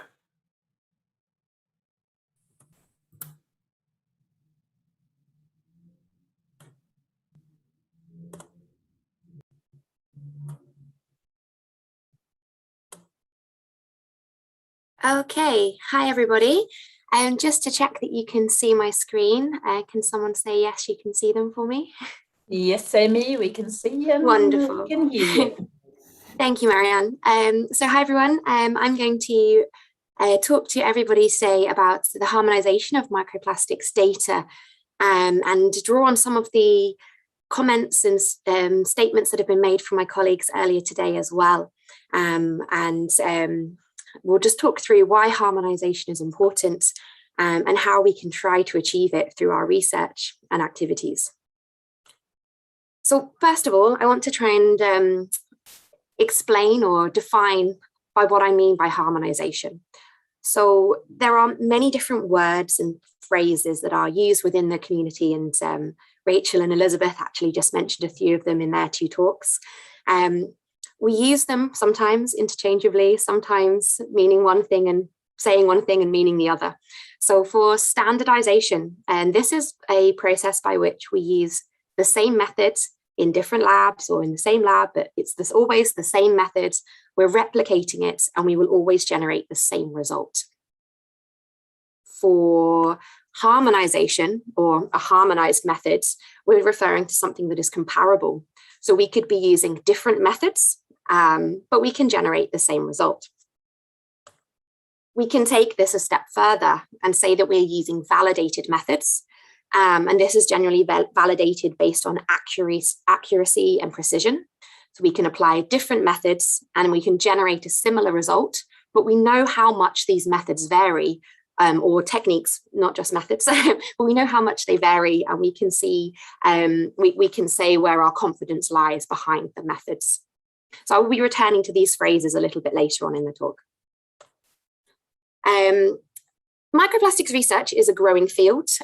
We've been hearing lots about the many different methods that are used. And it's generally, we're seeing a large number of new or improved methods that are being published on a monthly basis. This graph only shows a subset of data from a recent review we've been doing. And you can clearly see the exponential increase in the growth in the number of publications that have become available. And this doesn't include reviews. So lots and lots of research is being done using many different methods, which means that we've all got different ways of assessing microplastics in our sample or different types of samples. And a research paper that was published in the last few days, so I would encourage everybody to take a read of this, and you can use the QR codes, is from a few researchers that have looked at the diversification in microplastic research. And by this, they mean looking at all of the different methods that are available and seeing how the methods are developed, or at which point novel methods have been introduced into our processing schemes. So here, they have shown all of the different methods on the screen. So without going into detail, you can press pause, but there's lots of different methods with all the different colors. But they did identify that in many instances, researchers are always tending to use well-established methods or methods that have been published. And there's less so of the introduction of novel and new methods. Everyone seems to go back to the old favorites of the methodology that we've been using. So we still do have a variety of methods. They have modifications and slight changes, but they often have a similar base method, which is really useful when we want to talk about harmonization in our methods, because we can see whereabouts these methods change or how researchers have used different approaches. That said, with the various types of extraction and analytical methods that have been applied across many different environmental samples, this does limit our comparability because the methods don't just change when we're working in the lab through sample preparation, or when we look at our analytical detection, as Rachel said, with FTIR and pyrolysis from Elizabeth. We have changes of methods from survey design all the way through to data reporting. And at every point where we find variation, this will impact how the data that we generate at the end can be compared and to what extent it is harmonized. I won't go into detail here. We've heard about the many different methods, but I've used this visual to show you that there are multiple different steps used across different samples. So if you want to go back to the details and the questions on these methods, the talks from earlier today and from the previous workshop will be able to help you out here with more details. If we take the cod, for example, a standardized method for cod would be that every researcher is taking out only the stomach of the fish, and they're all looking for the fish through a visual observation technique. So looking for the larger pieces of plastics. This would be a standardized method. To make this a harmonized method, it's quite possible that different people are looking at either different fish or a different method of searching within that stomach of the fish. They could be using visual searching, or they could digest a stomach. But we know that they could also generate a similar result if they use these approaches. But to validate this, we would need to use accuracy and precision, where we can use recovery rates, and I'll touch on those later, and look for the extraction efficiencies to actually see, do they really generate the same data? The same is said for identifying with microplastics. So we can use the basic visual assessment for looking at shape, size, and color.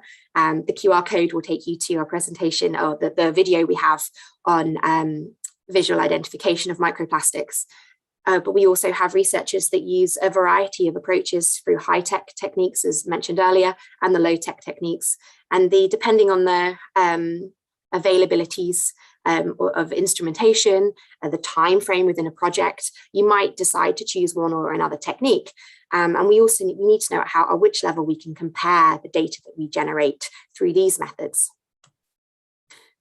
When we talk about reporting, we also have a variety of different ways to report our data. Some researchers report data in the mass of microplastics in a sample. Others will report the number of microplastics in a sample. Some studies focus on volume, others on area. And when we talk about reporting microplastics per weight, it could be wet weight or dry weight. Individuals that work with biota can report the number of microplastics by the size of the individual or the mass of the individual. We've seen variations in what terminology is used to refer to microplastics. So we can have size cutoffs depending on what size researchers are referring to as a microplastic. I use the example of 5 millimeters and 1 millimeter here, but we also have the definitions of different polymers as well. So any variations in these reporting steps could mean that the data we're generating in our research will be slightly different. And how do we compare that from this point? I'll come back to my cod again. So a standardized approach would be to report only fragments found in the stomach of the cod, and we ignore any fibers that we found. A harmonized approach would be that researchers are using a combination or an FTIR approach, a Raman approach, I could also say pyrolysis here, and they only include confirmed plastic polymers, because all of those techniques will produce data on which polymer that you're finding. This is really, really important for the international community, because if we step out of the lab and look at the bigger picture for a moment, there is a growing requirement for countries to monitor plastic pollution. We've already heard about the Sustainable Development Goals, and with which ASEAN is trying to work towards. And in my view, I also included SDG 14.1, because it's by 2025, we want to prevent and significantly reduce marine pollution of all kinds, in particular from land-based activities, which includes marine debris and nutrient pollution. In order to do this, we need to apply methods that are comparable so that we can generate data from different regions around the world and see whether we may or may not have areas that are more impacted or less impacted by marine plastic pollution. There are efforts worldwide to generate harmonized methodological approaches or recommendations for ways in which we should be able to monitor and sample and look for microplastics. Within Europe, I've included some of the examples that we have here, including the Marine Strategy Framework Directive and the EU Strategy for Plastics in a Circular Economy. And there's many active working groups that are looking towards ways in which we should be assessing microplastic pollution. And similar is happening in the Asian regions. This figure here shows how everything interconnects from the generation of methods in the bottom of the screen here through to checking that the methods are a good method and they do actually generate data that is useful, to recommending approaches, which is often done through expert groups and advisory boards, to then monitoring the environment. But it's a closed loop. We need to constantly look for ways that we can make our methods better, what's going right, what's going wrong. And if there have been new methods that have been generated, we can introduce those into the cycle for national monitoring. We have many different approaches for analysis, so we have to take this into consideration when we're designing large-scale databases and an assessment of microplastic pollution. So we may have differences between labs and between different countries, and this will impact what can be applied for monitoring, risk assessment, and legislation. So it's really essential for us to take some major actions for evaluating and optimizing plastic and microplastic analysis. And in this sense, making sure that the data we generate can be harmonized. Within the research community, there are a number of papers that have been calling for us to really focus on quality control within our microplastic analysis. And I've only used a snapshot on the pictures that are here today, but there's many more we could have included. So for researchers to look into how to focus on quality control, there is a number of different steps we can take. And to do this, we'll hear a bit more later from Rachel as well, but we have the methods validation. We can check our methods to ensure that we do have good efficiency to extract microplastics. We can compare between different labs using interlab comparison exercises, which allows us to look at different aspects of the analytical approach. And we can also look at the analytical detection between different laboratories using standard reference materials or reference samples. This is an example of some reference materials that we can use in method validation, and I won't spend too long here, but generally you can make a reference material by putting a known type of plastic into in this case, into a tablet, putting it into a sample, and then counting what we find on the other sides to make sure that we accurately find the values again at the end. We can test our recovery rates of methods. We use these to validate new methods and test our efficiencies by spiking the medium with such as particles as the reference materials from the last page. We often do recovery rates following the same protocol that we would be doing to look for environmental microplastics. And we can count the recovered plastics to generate the recovery rate. So for example, I've borrowed this figure from another recent publication where they've looked at how recovery rates were used in 71 studies, and they generated an average recovery rate of 86%.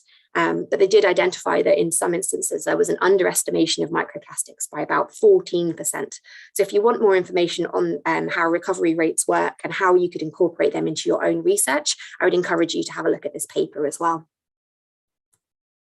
We've already heard about contamination control and how important it is in microplastic analysis, especially when it comes to generating harmonized data.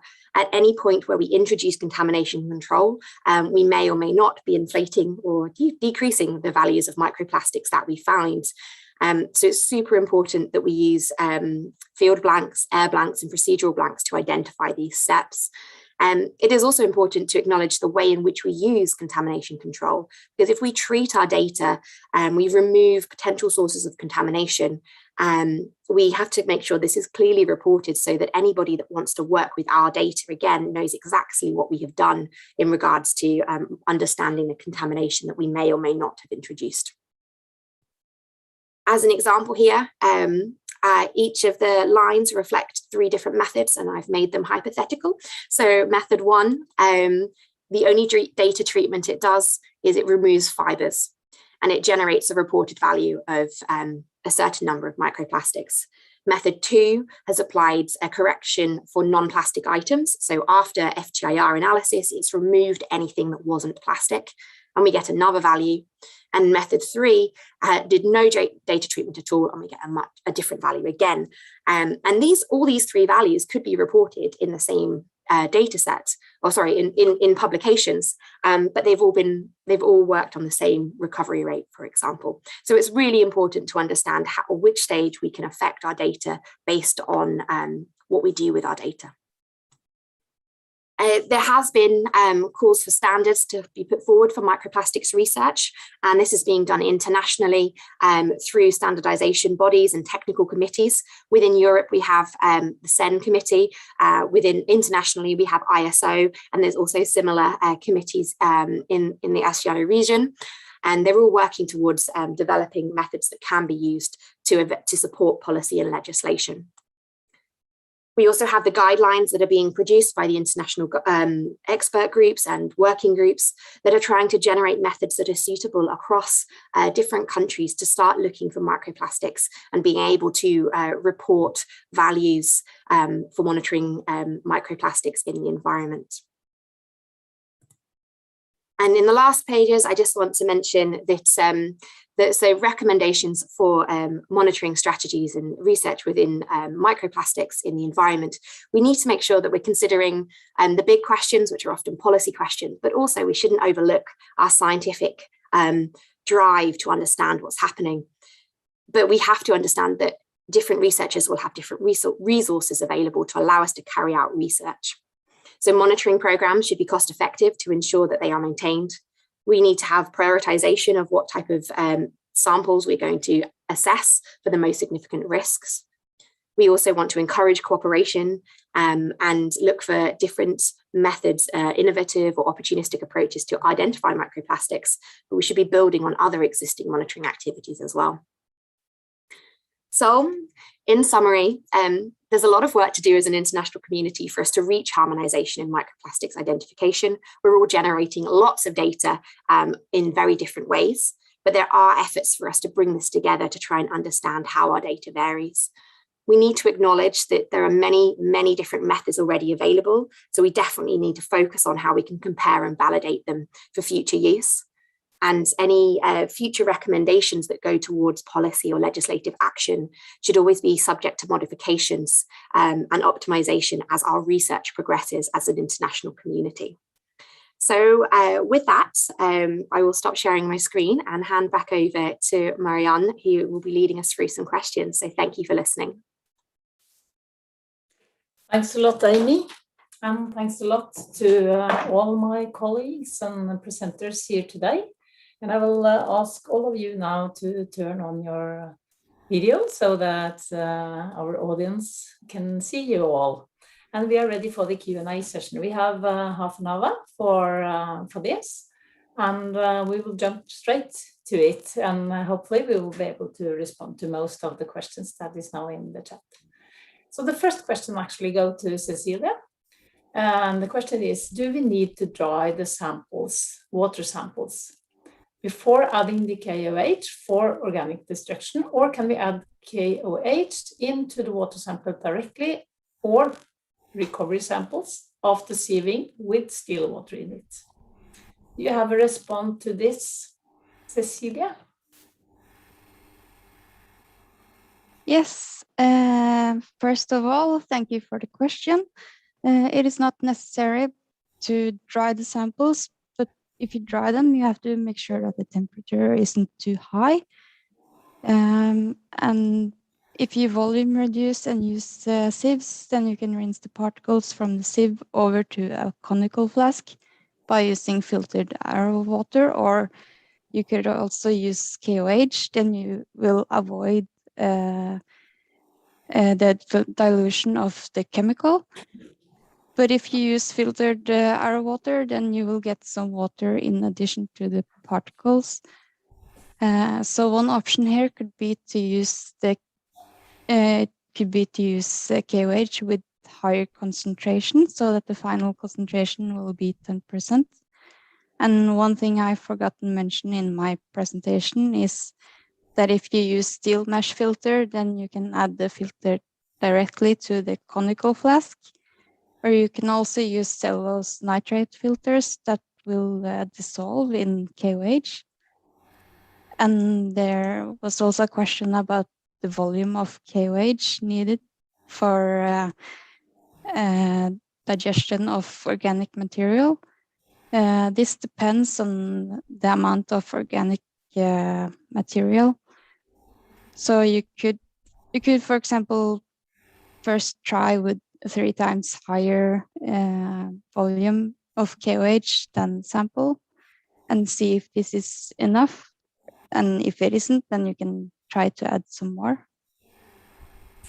Thanks a lot, Cecilia. We will move quickly over to the next question. It's the question for Inger-Lise. It should be a quick question to respond to. Which part of the mussels do have more accumulation of microplastics? Yes, thank you, Marianne. It is often in the gut of the mussel. So it's both, when you do studies in mussel, you tend to use the whole individuals. But you can also look at specific parts, of course. And first, we've also done that. And then we see definitely most microplastics in the intestines, so in the gut of the mussel, but also in the gills, because that's also where they encounter the particles. So yes, the gut is, and that's also the same for most biota, but if the particles are small enough, they might cross the gut barrier, but often they accumulate in the gut and then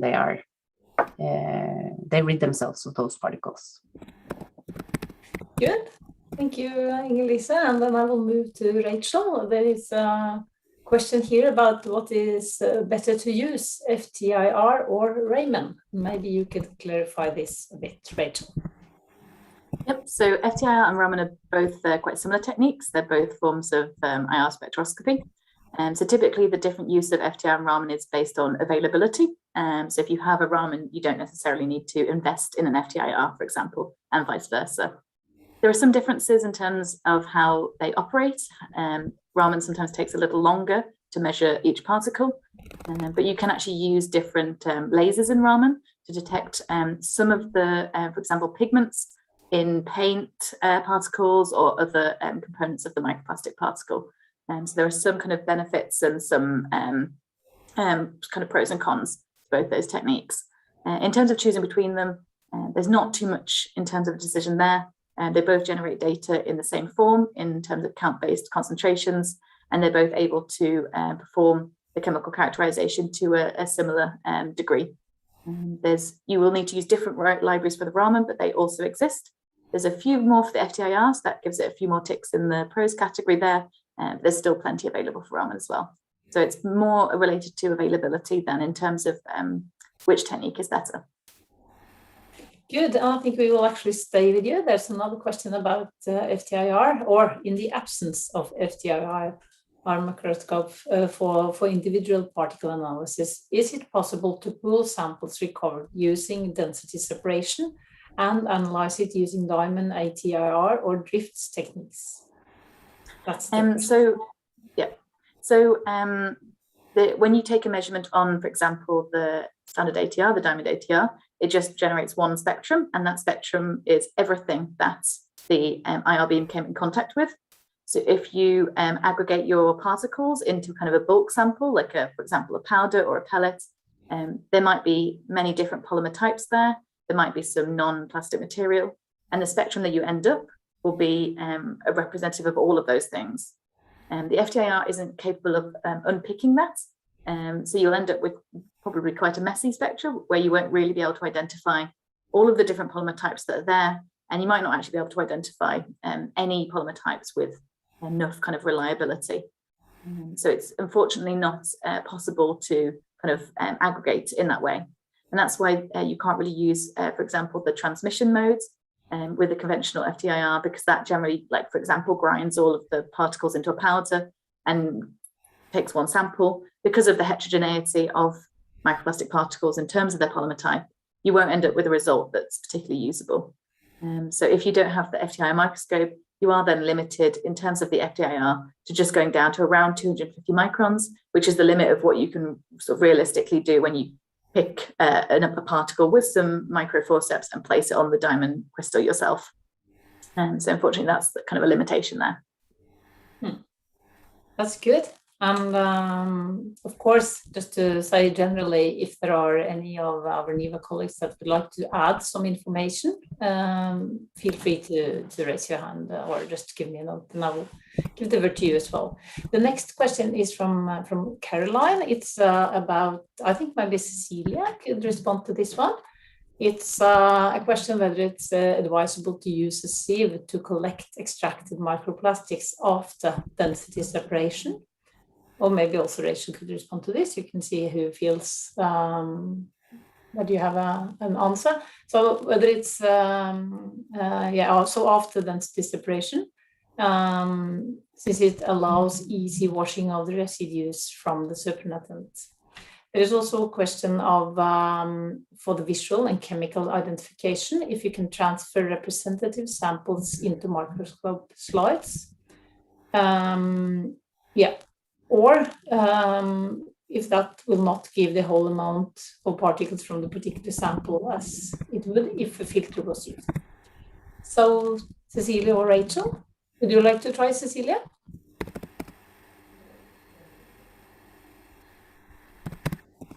I don't think I got everything. So Rachel, could you maybe take this one? Yeah, no problem. Thanks. Yeah, so it's fine to use the sieve to kind of clean that material before you proceed when you're doing the density separation. You just need to then take into consideration the necessary contamination control steps to make sure that you're not introducing contamination, because it means that your samples are exposed longer, and when you have it in a sieve, there's a larger area where particles might fall in. So you need to then kind of really buckle up on the contamination control procedures that you have in the lab to make sure that you're not contaminating your samples at that stage. And you can also do this by making sure your sieves are very clean before use, make sure they're very well rinsed. If they're made of metal, you could potentially like burn them to get rid of any organic residue on them, to make sure you're not introducing microplastics at that stage. In terms of using a microscope slide, it's actually beneficial to use a stereo microscope for microplastic analysis for the visual step. This is because you don't really need that much magnification to see the microplastics. You can't really go below 50 micron anyway, just because you can't actually see enough of the characteristics of the particle to separate it from the non-plastic material. And the stereo microscopes are great if you have a light source from above, because this can shine a light on the particles more clearly. Whereas if you use, for example, a compound light microscope where the light source is from underneath, you will end up with kind of silhouettes where the particles are, and it might be very difficult then to identify the plastics from any non-plastic material that might also be on the slide. If your filters are too clogged, you can do some sub-sampling. What we've done at NIVA before is if we take a sample and we just end up with way more microplastics than we were ever expecting, we can then take parts of that filter paper. So cut the filter paper up into segments, take a few representative segments of that, and then rinse that on a new filter. So we can distribute those microplastics out a little better and end up with a more representative subsample of that regard.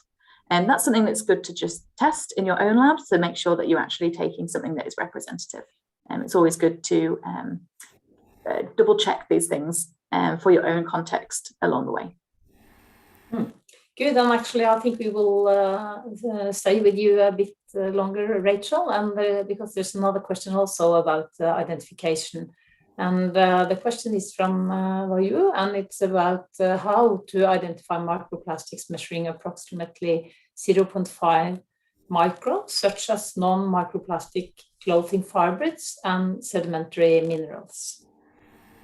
Yeah, so if we were talking about particles that are 0.5 micron, that's actually very small, and that's smaller than most of the microplastics that you would get from, for example, clothing fibers. The fibers tend to be a bit longer, usually 100 or 200 microns in length, maybe a bit longer. So the 0.5 microns is very, very small particles. We're actually going down more towards nanoplastics there. There's not many methods really for nanoplastics just yet. There's lots of stuff kind of emerging, being developed, but this is below the limit of, for example, FTIR, Raman, these kind of approaches. They're not able to detect anything smaller than 0.5. In that case, you need to look more towards Elizabeth's techniques with the Pyrolysis GC-MS and work out how you can make a representative sample and detect those small particles. If we're talking about the identification of more like the fibers and how to separate them from sedimentary particles, this is something that is covered in visual analysis and also the chemical characterization to help separate. There's a number of visual criteria that you can use to help see what could be a potential plastic, and then you can follow this up with chemical characterization to confirm that you were correct. We have covered the visual analysis in the first workshop, which is still available on YouTube, and we have a video as well, one of the short videos specifically about visual analysis that can help with this as well. And we can also provide some a little bit more material. Some of us at NIVA have published a paper with some of these visual criteria that can be helpful during this step to tell the particles apart. Thanks a lot, Rachel. We will then raise a question for Inge-Lisa. It's a question from Sheila. And the question is whether the microplastic analysis protocols for mussels can also be applicable to other marine organisms, such as sea urchins. Yes, it can definitely be used for other marine organisms and also freshwater organisms. Often, when you're not using mussels, you, for example, in sea urchins or in other, like, for example, polychaetes, people tend to dissect out the gut, the intestine, and then they dissolve it in KOH. But you can also dissolve it the other tissues as well, of course. But it can be quite tough to digest the outer layer of the organism. For example, a sea urchin. So it is publications doing investigations in sea urchins as well, and I can post it in the chat. But then they are dissecting out parts of the organism, and then they also saw most was found in the intestines, as we have also seen in mussels. But you can definitely, mussels is just an example of what you can use. But there are several other benthic species are being exposed to a range of different microplastics, and also, as I said, with non-invasive methods for birds can also be used, where you gather what they rid themselves of. So that's a good method. And also fish stomachs can be used, and also the fish fillet, of course. But with biota, it's a lot of different factors can impact the levels of microplastics. For example, that they can rid themselves of particles when they're stressed. So that's important to remember. So with mussels, the reason why we chose that as an example is that they are easy to dissect out. You can analyze the whole tissue quite easily. They're not as fatty as other biota can be. And also they're used a lot for, we eat them, and they are important for the environment. So yeah, but definitely you can use KOH and also other methods for digesting tissue. But I can post some examples of sea urchins and also sea cucumber as well. Cucumbers. Yeah. So I can post in general about benthic organisms. You have sort of responded to this in quite a general way as well. So it's good if you can post some examples, of course. I post it now. Thanks a lot, Inge-Lisa. And then we are actually moving to a couple of questions about something completely different, pond salt or salt testing. So the question is the test, it's about the test regime and whether salt is diluted into distilled water as supernatant or directly to alkaline digestion. So who feels interested in responding to this? Not sure exactly who of you that would like to give a comment to this regarding testing of pond salt. Maybe I can help. Feel free, Elizabeth, thank you. If I understand correctly, pond salt is a type of salt, and we have analyzed road salts, so it's probably quite similar. Maybe I could add Elizabeth, because using salts on roads is probably not very common in our ASEAN countries participating here, but it is a way of removing ice from roads in Norway during wintertime. Yeah, yes, probably that's not so familiar in Southeast Asia. No, but the salts that we use for this, for getting rid of snow and ice, is the same salts that are also used in food. So in some places the salts are created the same way, but then they are used in for different things. But we did a study a few years ago where we looked at the microplastic content of these salts, and we dissolved them in the filtered water that we have, and treated them as a water sample after, and did use the filter papers, and we went down the FTIR path as described in this workshop, and we also tried or also did Pyrolysis GC-MS on these samples. So at least from my experience, treating them as a water sample and do filtration is a good method that can be applied to salts. Yeah. Thanks a lot, Elizabeth. There is another question about salt as well, but that is about the extraction or separation, the density separation, and the use of NaCl for that. So how can you ensure that you recover microplastics that could possibly be a part of the unwanted materials drained during density separation process if you have used salt solution with lower density than natrium chloride? Is that also something you would like to respond to, Elizabeth, since you are, no? Or should we hand it over to one of your colleagues? Yeah, Rachel, would you like to give it a try? Yeah, I can answer that. Yes, so simply if you're using density separation, if you use a salt with a lower density than some of the polymer types, it won't be possible to extract them from that solid matrix. So you'll need to use a different technique to do that separation. There are some that use, for example, elutriation, where you use kind of moving water or air to lift the lower density particles. These were they emerged early on in the microplastic research field, and they've kind of fallen aside a little bit now because the density separation process is better in terms of contamination control and recovery of particles. So really, if you want to extract all of the polymers from the matrix at the bottom, it does need to be based upon density. And you will need to use the density solution that has the saturation limits that matches up with the polymers that you're looking to identify. So unfortunately, there's not a technique to remove those particles, especially if they're small. I guess if they're larger pieces, you could try sieving, but if they're in the same size range as the sediment particles themselves, then that's going to be very difficult to do. So unfortunately, you're limited there by your salt solution. That's good. Thank you, Rachel. I see that time is running fast, but we will try to respond to as many questions as possible. Let me see. We will then move to Alyssa again. And the question is related to recovery tests. Can you briefly explain how you spike mussel samples with control microplastics? Maybe you could clarify this a bit, Alyssa.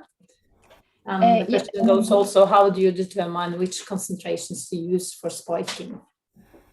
You can either spike by adding a known amount of particles. So, for example, we've done recovery tests in mussels many times, and then we've used, for example, 40 particles in total, where you have 10 particles per type. For example, 10 PET fibers and then 10 PE fragments, and then you add particle by particle. It's quite tedious and it takes a lot of time, but then you add them to a beaker where you have a mussel, and you then do the whole method as you would with a normal sample, and then you see how much you've extracted out of what you added of the 40 particles, and then you can see the percentage of recovery.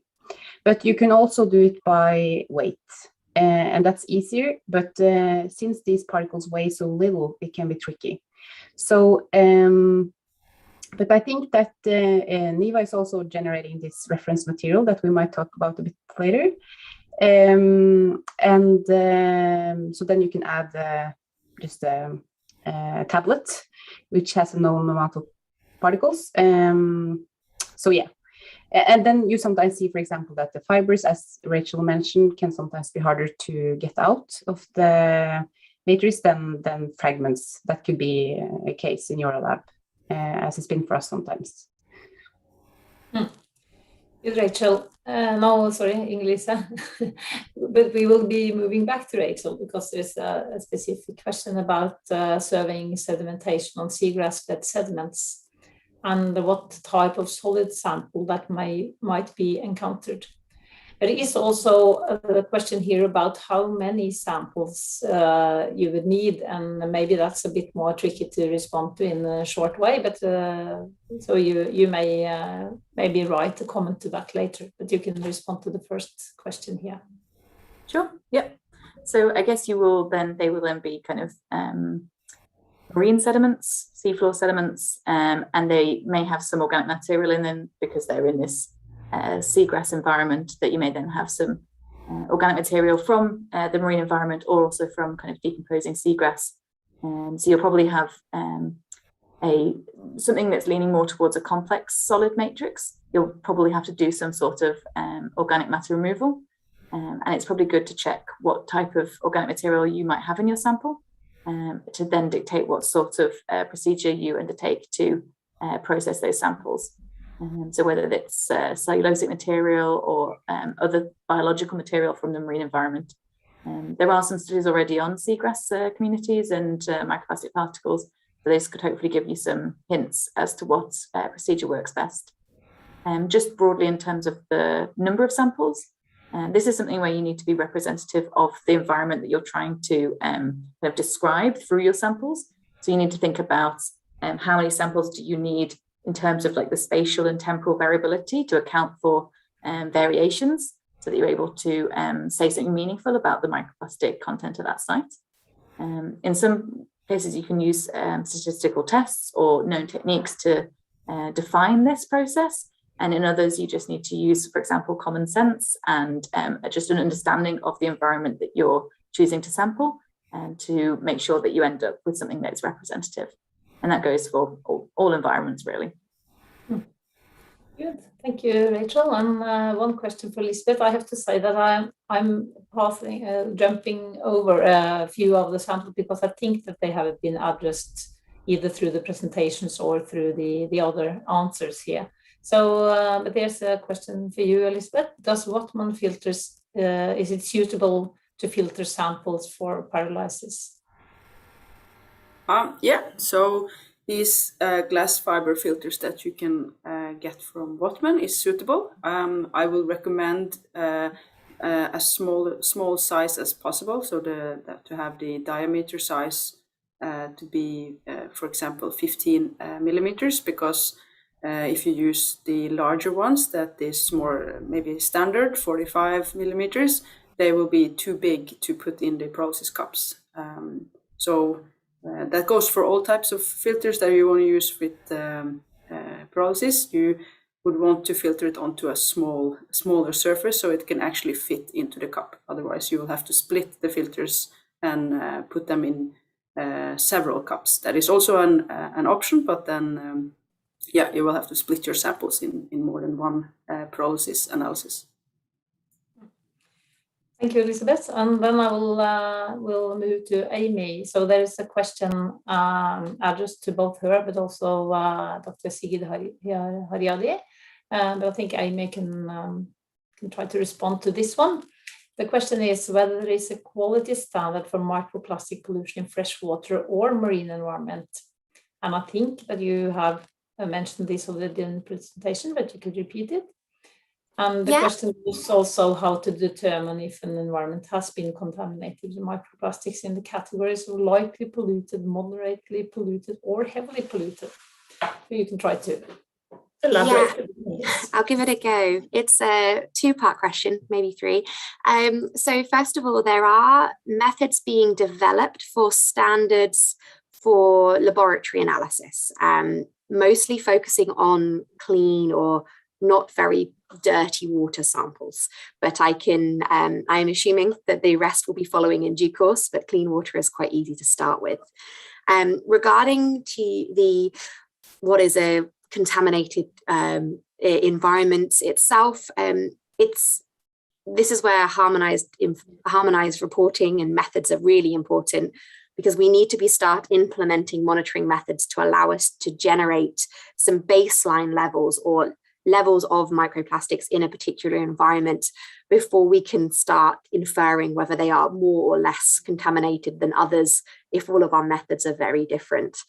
So when it comes to standards for field sampling, they're in development, but there are none that have been that are routinely used or have been picked up more than very localized studies. So we're hoping that in the coming years they're going to become available. There are researchers all around the world working on supporting the standards bodies, which were in my talk, to generate these standard methods.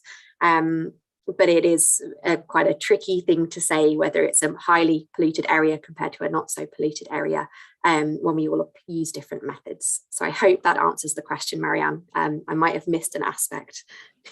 I think that's fine, Amy, and I think we will actually also have you answering the last question, and we have to be quite brief. The question is whether there is any research about microplastics in seaweed or any other coastal plant.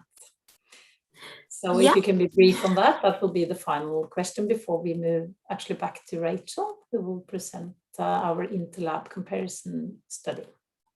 So very briefly, there is research being conducted on microplastics in seagrass and other marine species of algae. I've posted one link in the chat already, but there are a number of different researchers, and the research towards algae and seaweeds and seagrass has been increasing in most recent years. So I would encourage everybody to have a look on Google or other search tools to find them. Thanks a lot, Amy, and that closes the Q&A session. And there is quite a few comments from the presenters here in the chat. So, and probably there will be a few more also before the course is over. So I will encourage all participants to take a look into the chat to see the response. Thank you.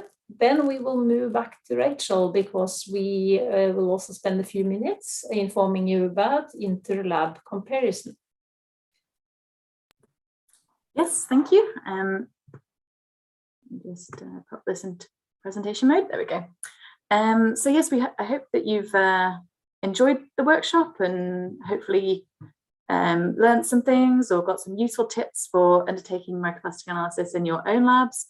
Maybe you're embarking on the process, maybe you've already tried stuff out so far. We hope that in both contexts that this has been useful for you. We now want to spend a couple of minutes just talking about an opportunity that might be of interest to you in your lab, and that is an inter-laboratory comparison exercise, an ILC, that we will be running within the ASIANO project. So, I mean, what is an ILC? Let's start with that. The purpose of an ILC is to calibrate analyses between different laboratories. And this includes verifying the quality of the analysis that is performed by the laboratory, and then critically harmonizing between those laboratories to ensure that the end results are comparable. So even if they use different methods, like we heard from Amy's presentation, that the end results are kind of interchangeable and comparable. Practically, this is achieved by sending spike samples to the laboratories and allowing them to analyze those samples for the microplastics and then report what they find. There's actually a global demand for these ILCs for microplastic analysis. Many ILCs have already been run, particularly in certain regions with certain groups and focusing on certain sample types or certain perspectives of microplastic analysis. And this is really addressing a kind of key criticism of the microplastic research field, which is related to this lack of harmonization between these different methods and kind of a slow uptake of kind of quite important QA/QC procedures, which Amy obviously told us all about in her talk. The objectives of this ILC are to kind of introduce any participants that have no prior experience or maybe limited prior experience in regards to microplastic analysis to the methods for extracting and characterizing particles. Another objective is to kind of accelerate the experience of labs that have sort of tried stuff out and have started to build up some protocols and to kind of implement QA/QC procedures at an earlier stage in method development. We've kind of observed in the research field in general that the progress of new methods and results came a lot quicker than the QA/QC procedures that were needed to kind of guarantee or ensure or demonstrate good data quality. So it's a good idea to implement these at an earlier stage in the process. We also want to identify areas for improvement in the analysis of microplastics so we can give feedback to the participating laboratories about their results and particularly regarding components of QA/QC. For example, if we see laboratory contamination or a low recovery of particles, we can then recommend some room for improvement, some potential tips so that the lab can then improve their data quality and get back to that kind of harmonized comparable status. And finally, the kind of key objective is to harmonize between the laboratories, focusing on this kind of comparability and being able to use the results from different studies generated in different laboratories. And it's kind of anticipated that after participating in the ILC, that the analytical methodologies for quantifying microplastic contamination in environmental samples will be harmonized across the participating laboratories. So what will this ILC look like? First of all, there will be 2 rounds. I'll just focus here on round 1, as that's kind of the first step. And then we'll follow up with that at the round 2 at a later date. So the round 1 ILC exercise is simply a pack of pills, looks like tablets that you could buy from the store, with 12 blisters on them. The first 8 blisters contain plastic pellets with different polymer types, and the task here is to correctly identify which polymer type that bead is made out of. The final 4 blisters contain pressed powder pills. Ingelise has already mentioned these, and Amy spoke a little bit about them as well. I referred to them. This is something that we've developed at NIVA. They are effervescent, so when you place them in water, they will react, and the tablet itself will dissolve, and it will release some microplastic particles that we have contained inside. And the task here is to process these samples. You need to filter them, obtaining a good recovery of the particles, and then you need to be able to count and identify and then characterize those microplastic particles and tell us how much is in the pills. We've already run this exercise in 2 projects in the kind of wider Asia region, including in India and in China. And we have a setup already for reporting these results, and we have protocols ready for explaining how to do the processing, how to do the identification and the characterization work, and how to deliver the results at the end. So this will be provided to participants. So if you are interested, we will, after the workshop, provide an opportunity to register your interest in participating. It's important to note that there is a limited number of slots available. There are some requirements for being involved. You need to be able to do the processing and the filtering. So you need to have the necessary equipment and apparatus to do that step. And you do really need a stereo microscope so that you can count and describe the contents. That's kind of the very minimum requirement. What's really desirable to be able to be a full participant in the ILC is access to some form of chemical characterization technique, be that FTIR, Raman, Pyrolysis GC-MS, or something else, so that you're actually able to tell us what polymer types the pellets are composed of and do the proper characterization of the microplastics in the tablets. So this will be part of the registering your interest, documenting that you do have access to these kind of facilities. But we hope that some people are interested in participating, and we're able to work with some labs a little bit more closely in improving their microplastic analysis and reaching a harmonized status across those laboratories. So that's everything from me. Thank you very much. Yep. We will get back in touch about how to register your interest in due course. Thanks for that information, Rachel. And then we have come to the final of this course, and I will ask Dr. Sigrid from IPV to wrap up our microplastic analysis online course and end the session of today. So, Dr. Sigrid, the floor is yours. Thank you, Marianne. Hopefully you can hear my voice. You are a bit weak. I don't know if you can turn up your microphone, or else everyone has to turn up their loudspeaker at least. Okay. If we can see you and please. Something not quite sure for the sound. Hopefully it's clear enough now, right now. Yes, it's fine. Thank you. Yeah, it's time for me to wrap up this meeting. Hopefully everybody have a nice course, I guess. So there is some point that I mentioned from the wrap up. There is about 6 points. First one is that plastic contamination is everywhere and is being found in lots of different sample types. So today we focus on some important sample types. It was not possible to cover everything, but we tried to give an overview of different approaches for common environmental matrices, including some practical examples. We hope that the participants have learned some useful tips for undertaking microplastic analysis on a range of different matrices and using different techniques. We remind participants to reach out if they have any specific question that were not possible to address in the workshops today. So you may reach out the speaker by email, I guess. The field of microplastic analysis is still growing and developing, with new methods and improved procedures coming up all the time. And there is a lot of room for further improvement.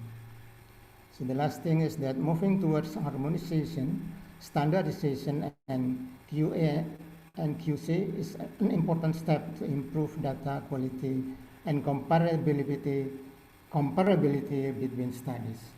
So I guess that's the point that I can wrap up from the course meeting today.